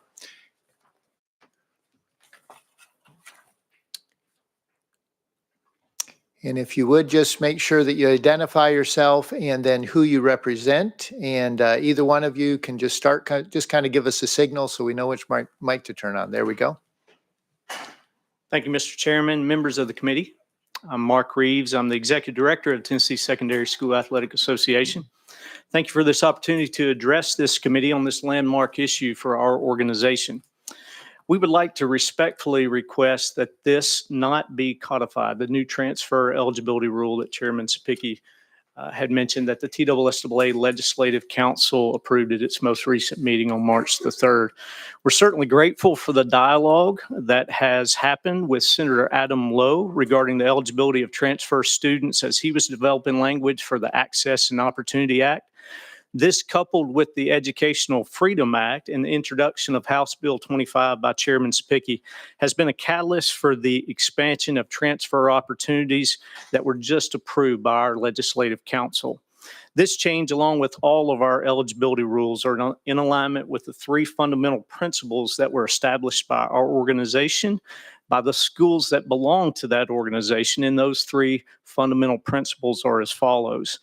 Our bylaws are set forth to prevent the exploitation of students for athletic purposes by keeping athletics in its proper perspective, making sure that athletics is subordinate to the academic mission of schools, and we are charged to fostering a level playing field or fair competition for the membership. And since the language in House Bill 25 mirrors the Legislative Council's action on March 3rd, placing this rule in state law may sound harmless, but it actually presents some very significant challenges for our member schools, as we are confident it would lead to unintended consequences for the constituents that you represent. Our Legislative Council thoroughly vetted and approved this rule, and we are committed to upholding it. Chairman Sapicki has indicated that he wanted to give TSSAA the opportunity to amend our transfer rules so that he would consider dropping this legislation if we were able to do so to his satisfaction. We were certainly thankful for the opportunity to dialogue with Chairman Sapicki, but it would stand to reason that if there is an appetite to codify this change as passed by the Legislative Council, there must be some merit to their action. We understand that there may be some concern about the Legislative Council's 8-4 vote for passage, but there is no record in the instance of the 100-year history of our organization where the association has made its transfer rules less restrictive, or more restrictive for our students. In fact, it's just the opposite. They have evolved to become less restrictive, and the Legislative Council's action has shown that. No one that we have spoken with in our discussions wants the NCAA model for transfer students. We believe that the passage of this bill may do just that by opening the door for a plethora of legal challenges all over the state to our eligibility rules. We do not have the resources to fight all these challenges if they rise to the level that we would anticipate. House Bill 25 very well could be for the catalyst for that NCAA transfer model that we all want to avoid. So we just thank you for considering this perspective, and I would be glad to entertain any questions that you would have, but I would also like to respectfully request that our legal counsel, Mr. Rick Colbert, be given the opportunity to explain our legal concerns in a little bit greater detail. Nice. Thank you, Chairman. I'm Rick Colbert. I'm TSSAA's lawyer. I've been practicing law here in Nashville since 1981, and I've been representing TSSAA since 1986. There's a body of case law that's out there. It's not just in Tennessee, it's in states all over the country, that says that the courts don't have jurisdiction to intervene in the internal affairs of a voluntary association. So if if whether you're talking about the Exchange Club or the Rotary Club, whatever it may be, the different voluntary associations that are out there, the courts don't have jurisdiction to get into the middle of their business. In 1968, the Tennessee Supreme Court applied that body of case law to TSSAA in a case called TSSAA versus Cox, which was a challenge to a couple of transfer eligibility decisions that TSSAA made regarding two student athletes in Knoxville. And the court said that absent a deprivation of constitutional rights or arbitrary and capricious conduct, the courts don't have jurisdiction to intervene into TSSAA's eligibility decisions because it's a voluntary association. Now, I recognize that I know some of you are aware that in 2000, the U.S. Supreme Court, in a case that I handled, held that TSSAA was a state actor. That's a constitutional doctrine. That's a 14th Amendment issue, whether an entity engages in action under color of state law for constitutional purposes. It does not change the fact that TSSAA is a voluntary association. That's actually recited in the second Brentwood Academy opinion by the Supreme Court. And it does not change the applicability of this body of state law that keeps us free from these lawsuits. I'm able to either file a motion to dismiss if we get sued in Cott County or Obion County or wherever it may be, or I'm able to talk the lawyer on the other side out of filing the lawsuit. But once you start putting eligibility rules into state law, the courts absolutely will have jurisdiction to interpret and apply state law, which means they're going to be second guessing TSSAA's decisions. And the Attorney General's office won't be defending those cases because that's not a challenge to the constitutionality of the law. It is a challenge to the application of the eligibility standards, which TSSAA does. TSSAA is who will get sued and who will have to defend. All right, thank you. Any questions for our guest? Representative Hurt? Thank you, Mr. Chairman. As of today, I share your concerns. I won't be supporting the legislation today because I do share the concerns, but I want to take the opportunity. I've had tons of conversation about this over the last little bit, and I want to stress from our point and hearing the stories I've been told and experienced when I was coaching, and I know you guys strive to have consistency, but I would urge you, because at this point, the legislature is starting to lean in a little bit, and depending on where this legislation goes, how it ends up, with consistency on these decisions y'all make when it comes to eligibility, because I'm being told examples and things that are occurring to our student athletes that may not always be consistent. And I think that's what we're striving to do here, is to, or what the sponsor is striving to do. And I want to stress to the TSSAA that today, I'm just saying, as of today, I'm not going to support this legislation, but stress to you all the consistency that your board, we would ask that they show when making determinations about this eligibility, because it was just stated, there's really not a lot of or no recourse for a parent, unless I misunderstood something. The decision's made, y'all make it based on the information you have, and I trust that you make what you think are the right decisions. But I'm just urging you today to be as extremely consistent as you can be moving forward, because we all know that there are plenty of instances out there and examples that bring concerns to me on the other side. I share your concerns. We don't want what's happening in NCAA football, or I don't. I can only speak for me. But I don't want to see that, so I don't want to give that opportunity today. But I just want to take the opportunity with you guys here. I appreciate you coming. I appreciate the dialogue, keeping me informed and coming by to visit with me. But I did want to take that opportunity today to stress that to you all and giving this opportunity. But on the other side, thank you for what you do for high school athletics. But we urge those concerns and just want to express that. Thank you, Mr. Chairman. All right, any questions or comments for?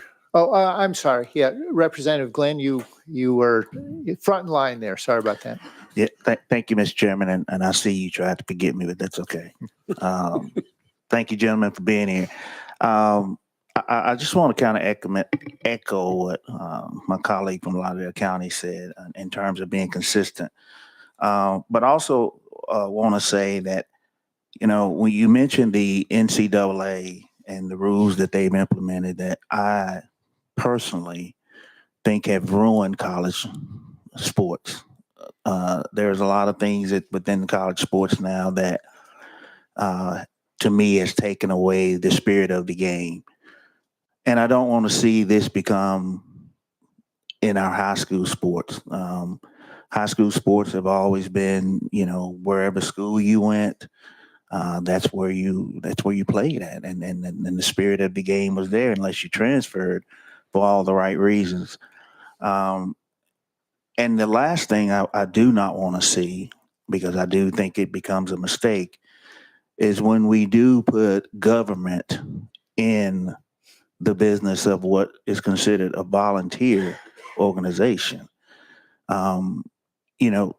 High school sports is something that they do not get paid for. To me, to add government to something that kids are not even being paid to do, I just don't understand it. And like my colleague from Lauderdale County, I cannot support the legislation as it is. But I do say, let's make sure that we're doing the right things for our kids, and not putting anyone in a position where, um, you know, this legislation does have to take over, because I do think we all want to make sure that kids are being treated right and being taken care of the right way. So I do thank you for coming up here. As an umpire in baseball, you all have treated me fairly decent. You need to upgrade your pay, but that's okay. Thank you, Mr. Chair. Out of order. Chairman White, you're recognized. No, thank you. I know you just said it, but I'm getting tripped up in the legal language. What I'm trying to filter through. Okay, you said on March 3rd that the Legislative Council adopted the policy that we're discussing right now. And Chairman Sapicki just wants to codify what the Legislative Council passed. And then you said, and the TWA is committed to upholding that decision. Where I am confused is, where does the court challenges come in if the TSSAA is committed to upholding what he is trying to codify? That's where I'm lost. No. I think what Mr. Reeves was saying is TSSAA is committed to upholding the rule that TSSAA passed on March the 3rd, which I understand Representative Sapicki basically copied that rule into section 1 of the amendment to his bill. But the difficulty is, once you put it in state law, then the courts do have jurisdiction to intervene in cases where state law is being applied, as opposed to a rule of a voluntary association being applied. And so if, for example, I can give you a hypothetical example. I can give you a couple of them. Let's say there's a student who transferred who might appear to be eligible under this rule, but he's 20 years old already. He would be ineligible under the age rule, and regardless of the circumstances of his transfer. Even if he transferred with a bona fide change of residence under the current rule, he would be ineligible because he's 20 years old already under the age rule. Well, if we rule him ineligible under the age rule, he's at least going to have a vehicle now to go to court and say, look, I'm eligible under this new law that says I'm eligible as a transfer student. And now we're going to have a judge deciding, okay, is he eligible under the law or is he ineligible under the age rule? What do I do with this? And we might have, you talk about consistency, we might have a judge in Cott County decide it one way with that kid, and a judge with a very similar case in Obion County deciding it a completely different way, because neither one of them has the institutional knowledge that TSSAA has about how to deal with that. So that's our concern, is that we're going to get a lot more lawsuits. The jurisdictional defense that we have to those lawsuits is going to be lost, and we're going to have a hodgepodge of different kinds of decisions from all over the state. My second example, Representative White, that I was going to give you, let's say we have a student that's transferring under this new rule, and we are notified by the sending school that no, there's a serious disciplinary reason for why this student is transferring.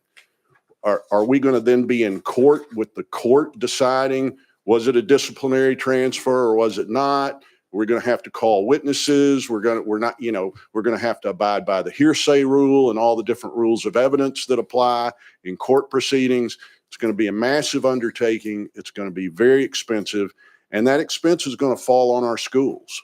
Ultimately, it's going to be good for me. It'll be good for my business for a little while, until TSSAA just can't afford it anymore. And that's where it'll go. Follow up? Very good. Chairman Sapicki, you recognized. So there's a lot to unpack with that statement, because as you are right now, it's extremely difficult because of the immunity you all have from the courts, it being a volunteer organization, which means the arbitrary decisions that you make, nobody has recourse against you. And so by codifying this, you bring a more transparency to your operation that has to be brought out, because you are subjected to the courts now, and people, parents and students have now recourse against the decision that TSSAA makes. I have, and I'm not going to, I have 4 different letters here that were sent to me by parents on TSSAA ruling against them. And one of the things that we heard from my colleagues is the arbitrariness of how these are being decided, and they have no recourse. And so, you know, I have tasked at the request of some of the members here to get an AG's opinion letter, hopefully if this bill passes, to have by next week, with the AG opining in on where they're going to stand in defending legislation, because if it's state law, you have to follow state law. And from brief conversations I've had with their legal team, they believe that the lawsuits would flow to the state and be defended by the state, because you have to follow state law in your organization, which means that the cost that you're saying to your member organization, your members wouldn't be there.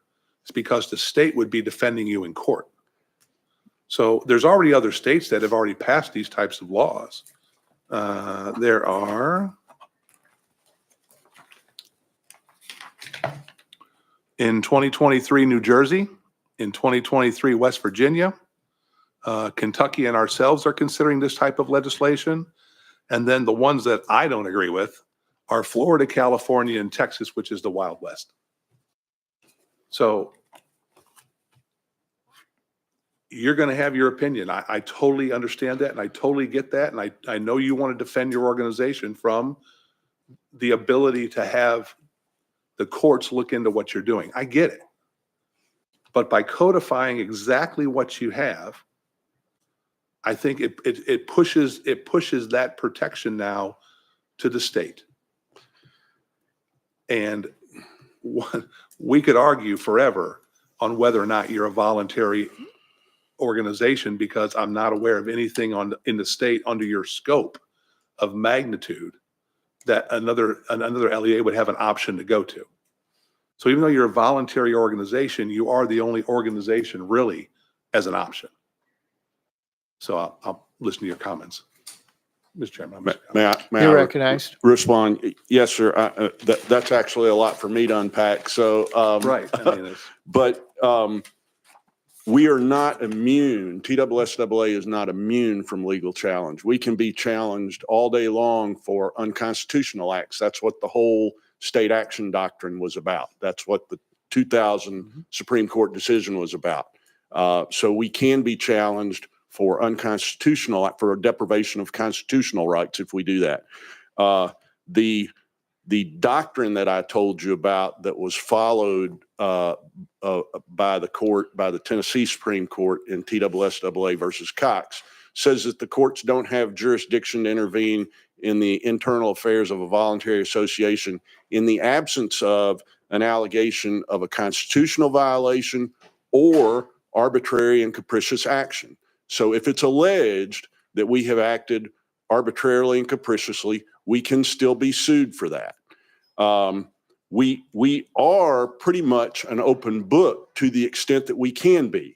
We deal with minor children. All right. We're dealing with the athletic eligibility of minor children.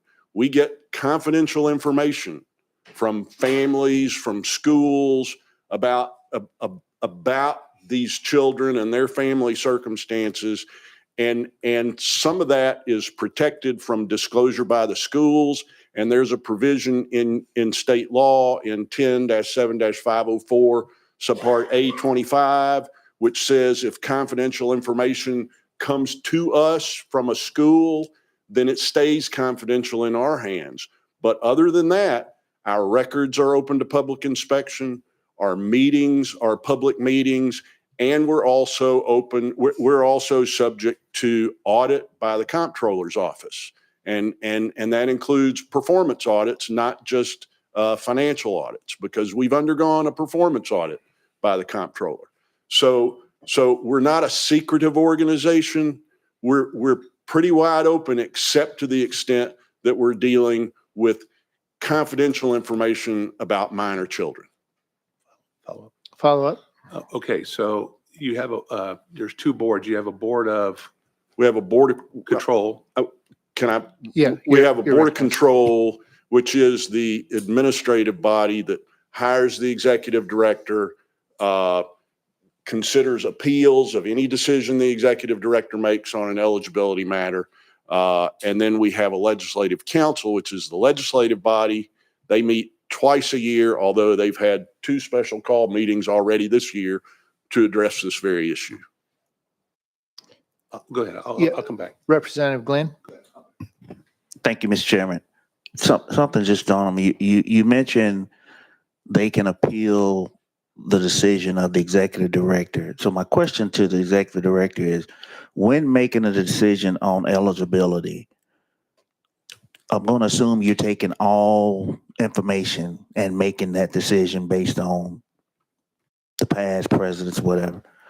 Are you explaining that decision to parents so that they understand how you came to that decision and why that decision was made? You recognize here. To the best of our ability. With that being said, we have about 500 hardships that come to my desk each year for eligibility appeals that schools have made. I would say in the neighborhood of 70% of those are approved, but the ones that are denied, yes, I'll write a letter back to each one of those with the rationale for that denial. That being said, sometimes that does produce follow-up questions to which we are glad to answer to those schools who have appealed for those hardships. And we are also always open to receiving additional information from a school if that was not submitted originally, even after a denial has been made. The Board of Control that Mr. Colbert mentioned meets 5 times a year, and that is intentionally before each sports season so that schools have the opportunity to appeal for eligibility first to my desk and then to the Board of Control if that is denied. If I Yes, can you're clarify recognized. one thing too, Representative Glenn, the hardships, the appeals, they come from the school. So the decisions with the rationale are sent back to the principal, the administrator of the school who sent the request in. And it's really up to them to share that with the parents of the child. We don't necessarily even have all the contact information to send that information to the directly to the parents. So we send it to the administrator of the school. You have a follow-up to comment? Yes, sir, Mr. Chair. Thank you. I do think it's worth noting that there are set criteria that are established by the member schools as to what hardship appeals would be approved. Those circumstances, when they come to us, have to be considered unforeseen, unavoidable, unrelated to athletics or any disciplinary action. So we're looking at each one of those cases with that lens. That's the lens that I look through when I make that initial decision. And that's also the lens that the Board of Control looks through when the decision is appealed. When the decision is appealed to our Board of Control, my decision disappears. It then becomes the decision of the full Board of Control. Follow-up, Chairman Sapicki? Yes. You're here today opposing this bill because you don't like the policy of what it could possibly do to TSSAA. Am I right on that? Recognized. Mr. Chair, thank you, Mr. Chair. We're not opposed to the concept of what is codified into law because that is what the Legislative Council agreed to. The fear is that we're able to see around corners that maybe this committee might not be able to, and that's not disrespect. There's no intent to disrespect that at all. The Mr. Colbert has alluded to the legal challenges that we could see coming. I mentioned 500 hardship appeals. We have approximately 2,000 transfer students each year, represented 150,000 student athletes that we serve. I would anticipate that with the expansion of the transfer opportunities that our council approved that's being considered by this committee, that number is going to go way up. 2,000 will probably become 3,000, 4,000. Not sure what that will do, but it's going to produce a lot more questions potentially and hardships that the organization would have to consider.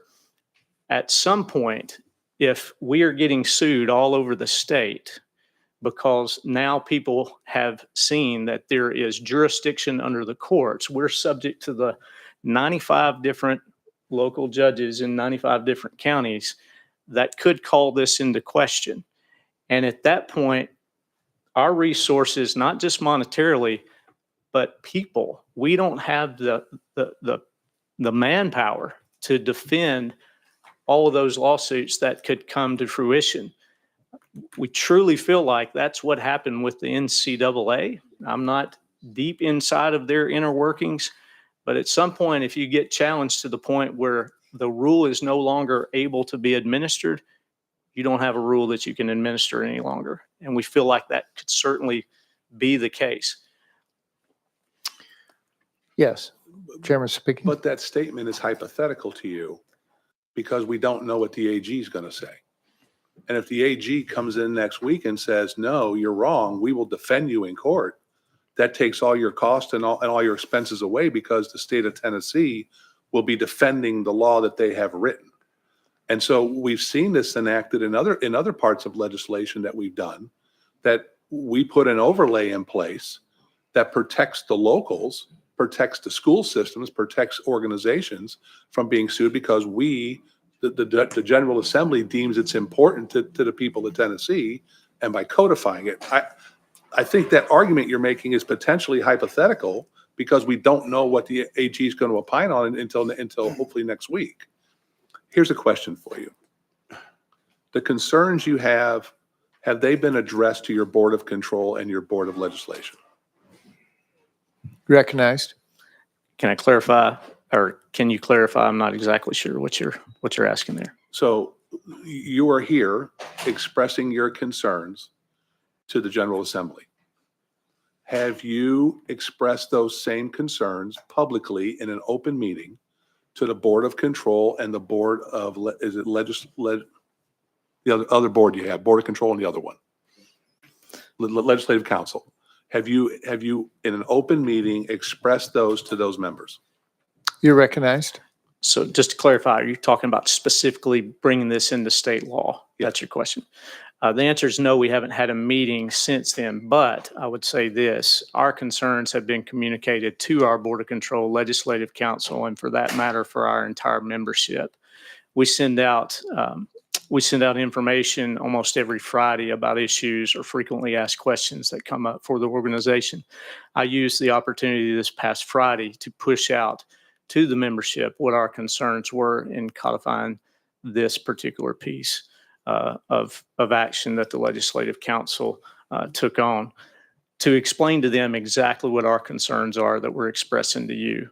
Unfortunately, we feel like that if this were to be approved, that again, it could lead to a situation where we can no longer defend the rules that we have, in which case no transfer rules means NCAA means Wild Wild West. Has your Board of Control or your Legislative Council, upon hearing this, have they directed you in an open meeting to come here and testify? You're recognized. We have not had an open meeting to have that directive, but I've been in consultation with members of our Board of Control, specifically members, our Board of Control president, to let him know what is going on. Chairman Sapicki. Are you bound by the open meetings laws of the state of Tennessee?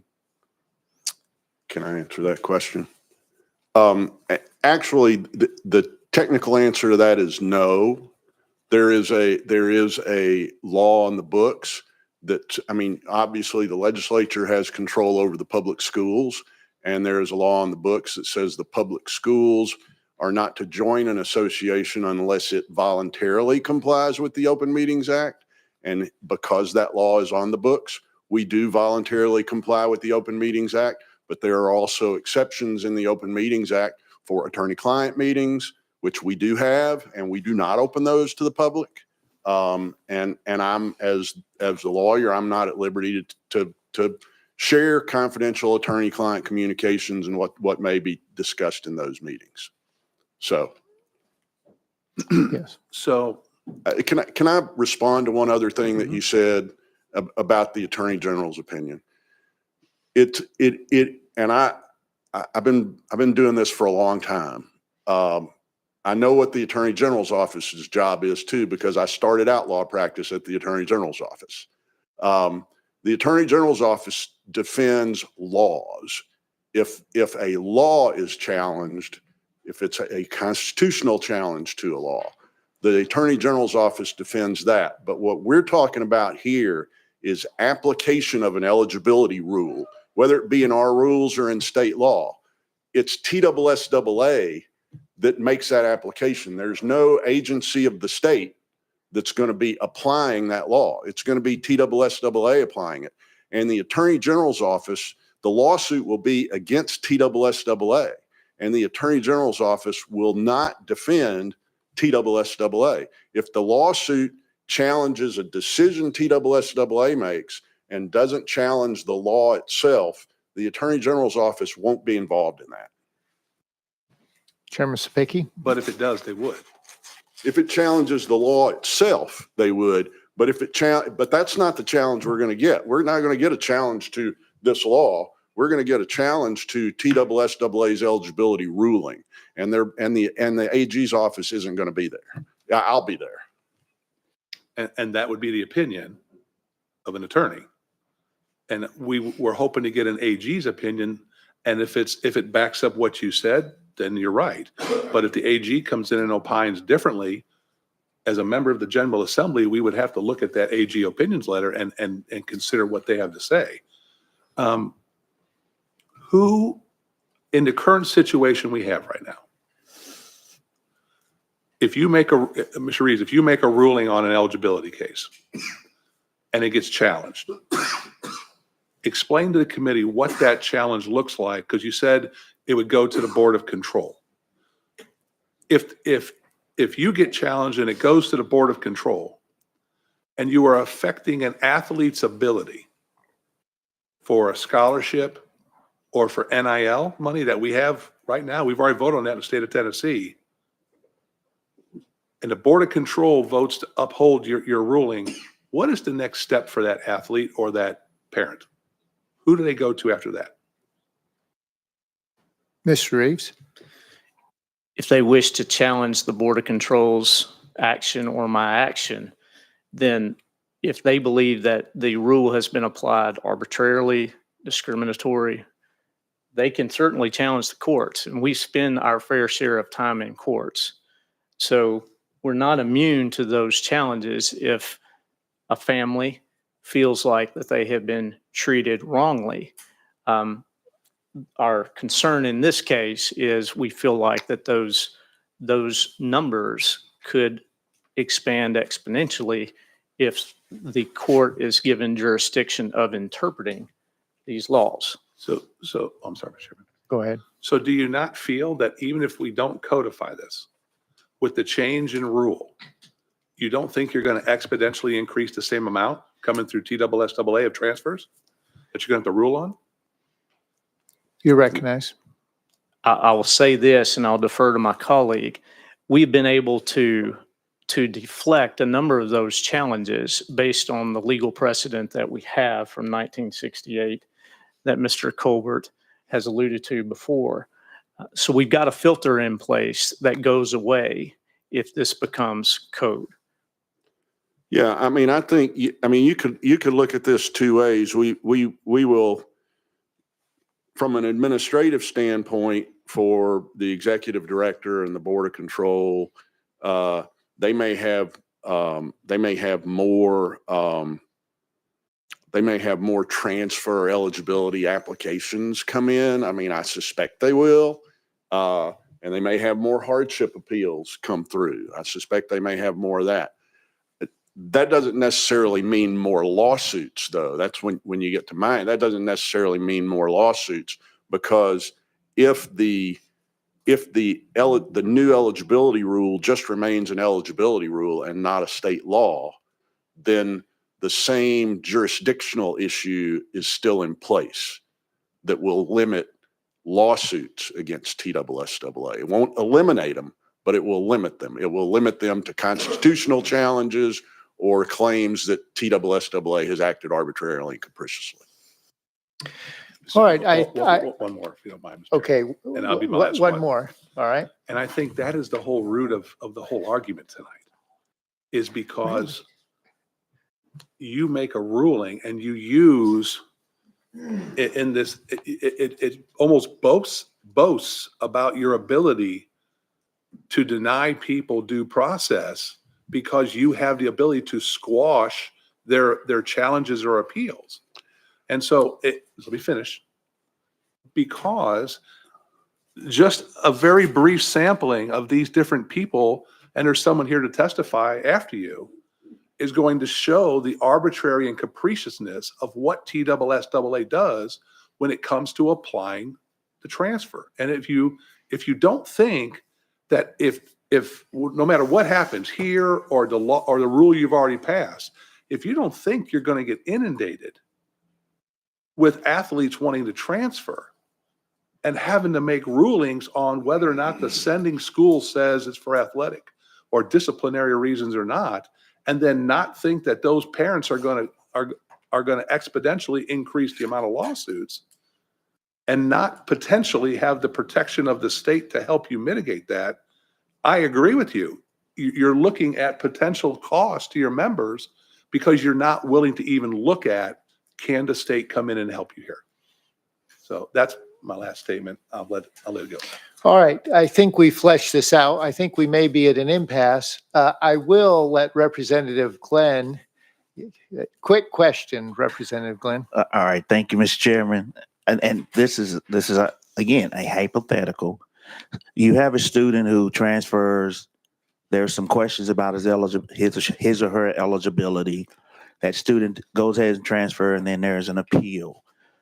During that appeal, is that athlete able to play sports? And if they are, and then they lose the appeal, does that school have to forfeit the games that the athlete played in? Does that make sense, that question? Mr. Reeves? So if the appeal is to us, it stays within the framework of the organization and they are ineligible, then no, they are not able to participate during a time leading up to that appeal. But the timing of those appeals are such so that they are given that opportunity before their sports season starts. Now, there are situations when a school waits until after the season has started to submit an appeal, that there would not be an opportunity to appeal to the Board of Control. And that's true in every state association. So there's responsibility of the schools to make sure that they are producing those appeals in a timely manner so that they can be heard by the executive director, and if that's denied, to the Board of Control. If that eligibility is challenged in a court, which that happens quite often, and the court, the local judge, issues a temporary restraining order, to then at that point, the school is faced with a question as to whether or not to play that player. Because if the court were to rule in our favor and the athlete participated, then now they played with an ineligible player. Some schools choose to do that. Some schools choose to hold them out based on what they think the judge may or may not do. All right. Thank you. Thank you, gentlemen. And we do have another individual that would like to come and testify. Is Mr. Jason Cooper here?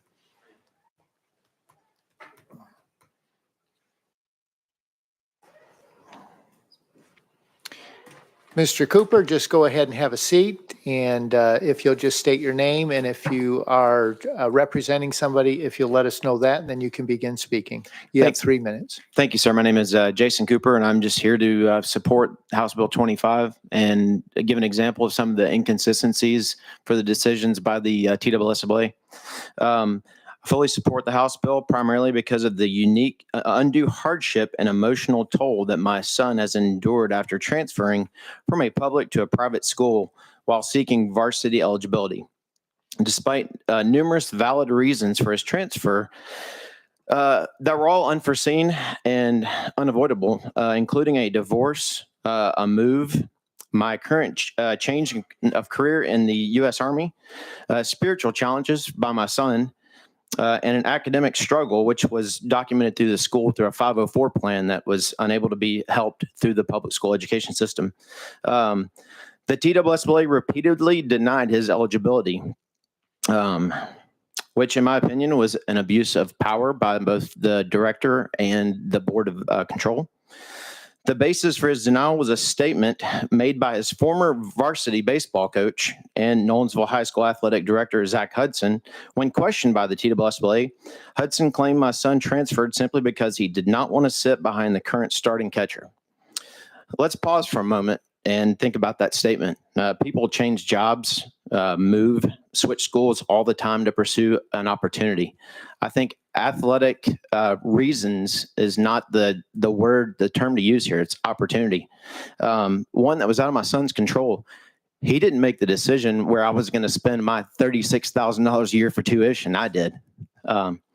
So my son never told his coach that, for one. And it was a situation that was created, not a verbal conversation. This coach shaped the narrative that disregarded the real reasons behind my son's move, and the TSSA chose to uphold it as fact. I presented a detailed account of our situation to the TSSA director, Mark Reeves, and the Board of Control, but they continuously denied his eligibility based on a statement made by an athletic director and coach. After obtaining a statement from the Nolensville High School principal, Dr. Jennifer Calvert, after being challenged by one of the letters that I had to seek out from the AD from Brentwood Academy for more clarification for the denial, because it was not provided initially. She confirmed that she was unaware of any conversation between my son and Coach Hudson and had no knowledge of him transferring for athletic reasons, but was aware of the 504 plan, was aware of the divorce, the move. The TSSA still sided with the coach's statement. One of the most frustrating aspects of this process was the denial of our bona fide change of address after it was submitted and referenced a denial letter because there was no statement by the principal, which I further provided later. Then I was told that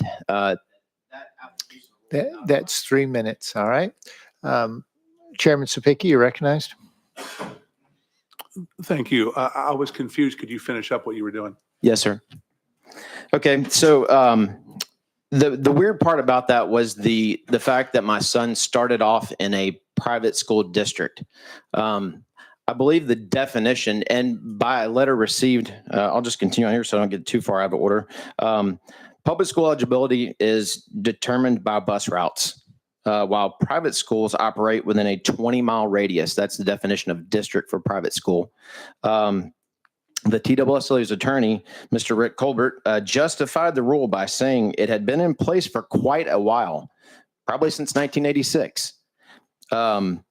That's precisely an issue. Williamson County has changed significantly since quite a while. It has 11 public high schools and 11 private high schools in the district currently that no longer compete against each other. Private and public schools are not in the same district. So why are we concerned about private schools poaching or building super teams when they're not even in the same competition? It probably made sense 20 years ago when it was established, but not today. I'll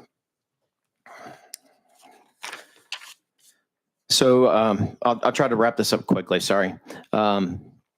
Under the current rules, I had moved if I had moved 5 miles south of my previous location, my son would have been eligible to play at Page High School. if I had enrolled him at James Lawson in Davidson County, where my current address is located, he would also be playing varsity baseball today. But because I prioritize his mental and spiritual well-being, he's being held back and ineligible. The TWSA has no right to interfere in eligibility decisions when a transfer is due to a divorce, religious reasons, or academic needs, period. Yet in my son's case, they did. While approving numerous transfers from private to public schools, which I have examples of, it's clear that the TWSA prioritizes protecting public schools, and I can no longer support in any sort of form or fashion my tax dollars going to a school that funds an organization that so easily destroys a teenager's dream of playing varsity sports. The impact of this decision goes beyond high school athletics. Like you mentioned, it affects scholarship opportunities, college recruitment. Someone needs to step in. While it's too late to restore my son's eligibility for his junior season, I hope my message helps future athletes who may face similar roadblocks from a bitter coach and a deeply entrenched good old boy system like the TWSAA. That's all I've got to say. All right, members, any questions for our guest? Representative Glenn, you're recognized. Thank you, Mr. Chairman, and sir, thank you for being here. You mentioned there was a lot of confusion in certain areas, teachers talking to athletics directors talking to this one. Do you think that maybe some of the confusion caused the TWSAA to make the decision that they made? I mean, there was a lot of, one person said this, another one said that, this one didn't get the information, this one did. Do you think that may have actually played into that decision by TWSAA? You're recognized. No, sir. I clarified that potential confusion during the first appeal. All right, thank you. Any other questions for our guest? Thank you, Mr. Cooper. Appreciate you being here and testifying. With that, we are back in session. Any final comment from our sponsor? Or No, sir. you good? All right. Question's been called. Without objection, we are voting on House Bill 25. Members, please record your votes. Mr. Clerk, please take the vote. Mr. Chairman, you have 4 ayes, 2 nays. Having received a majority, House Bill 25 moves on to full education. All right, that brings us back to item number 17 by Representative Parkinson. That is House Bill 933. Off notice. I don't have a mic though. Oh, Mr. Chair, I want to take this one off notice. All right. Thank you. Without objection, taken off notice. That brings us to item number 20. We'll roll that to the heel. I see Representative Littleton in the room. Let's go ahead and we'll go to item number 25.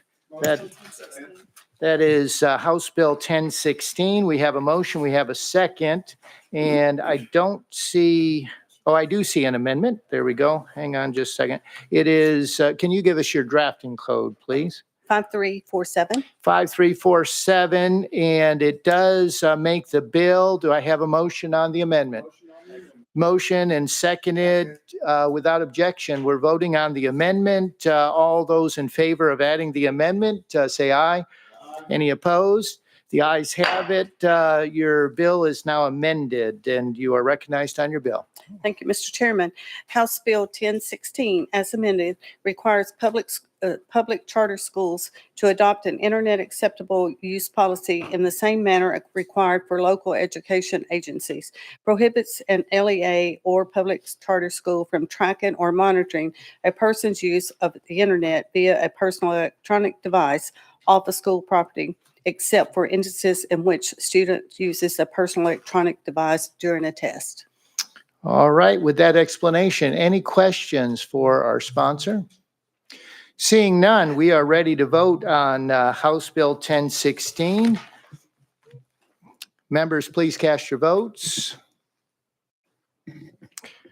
Mr. Clerk, please announce the vote. Mr. Chairman, you have 6 ayes. House Bill 1016 moves on to full education. Thank you so much, Chairman and Committee. All right, that brings us to item number 22, House Bill 665 by Chairman Sapicki. Do I have a motion? Have a motion and a second. I see you have an amendment. Can you give us that drafting code? It should be 4682. That's what we have. It makes the bill. I have a motion and a second without objection. We are voting on the amendment. All those in favor say aye. Aye. Any opposed? It is amended. You are recognized on House Bill 665 as amended. I'll be very brief. Members, this is the directive the committee gave me to come up with a bill for our recruiters.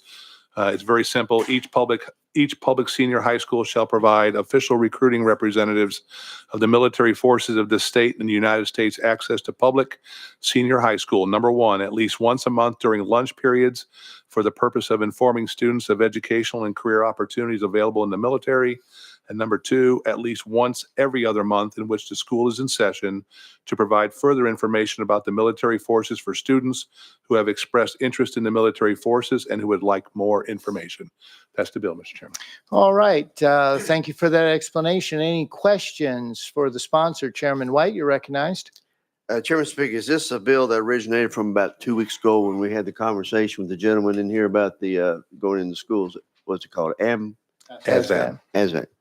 So this is it. That is correct, Mr. Chairman. Great conversation we had that day.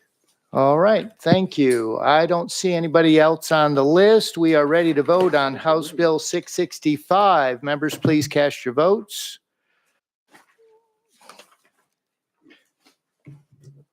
Thank you, Mr. Clerk. Please cast your votes. Riley. All right. Mr. Clerk, please announce the vote. He gave me a stroke. Mr. Chairman, you have 6 ayes. House Bill 665 moves on to full education. I do not see what 24 is taken. Yeah, that's taken off notice. I do not see Representative Johnson, and okay, so she wants it to be rolled to first calendar of next year. Any objection to that? So House Bill 1219 will be rolled to the first calendar of next year. I do not see Representative Powell. All right. Do I have any objection to rolling House Bill 1288 to the first calendar of next year? Without objection, it is rolled to the first calendar of next year. Anything else? Okay.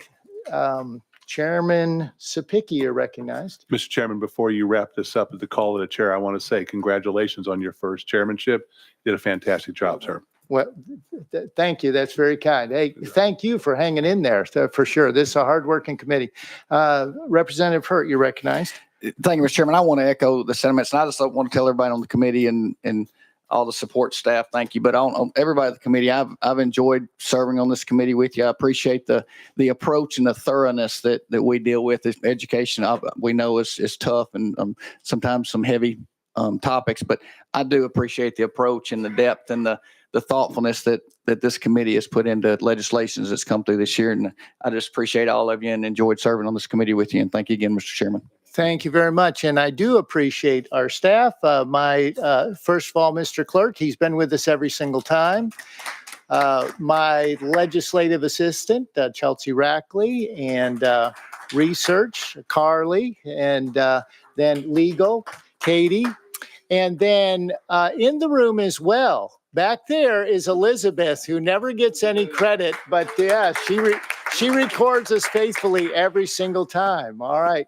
Well, with that, then the Education Administration Subcommittee is closed, subject to the call of the chair. There we go.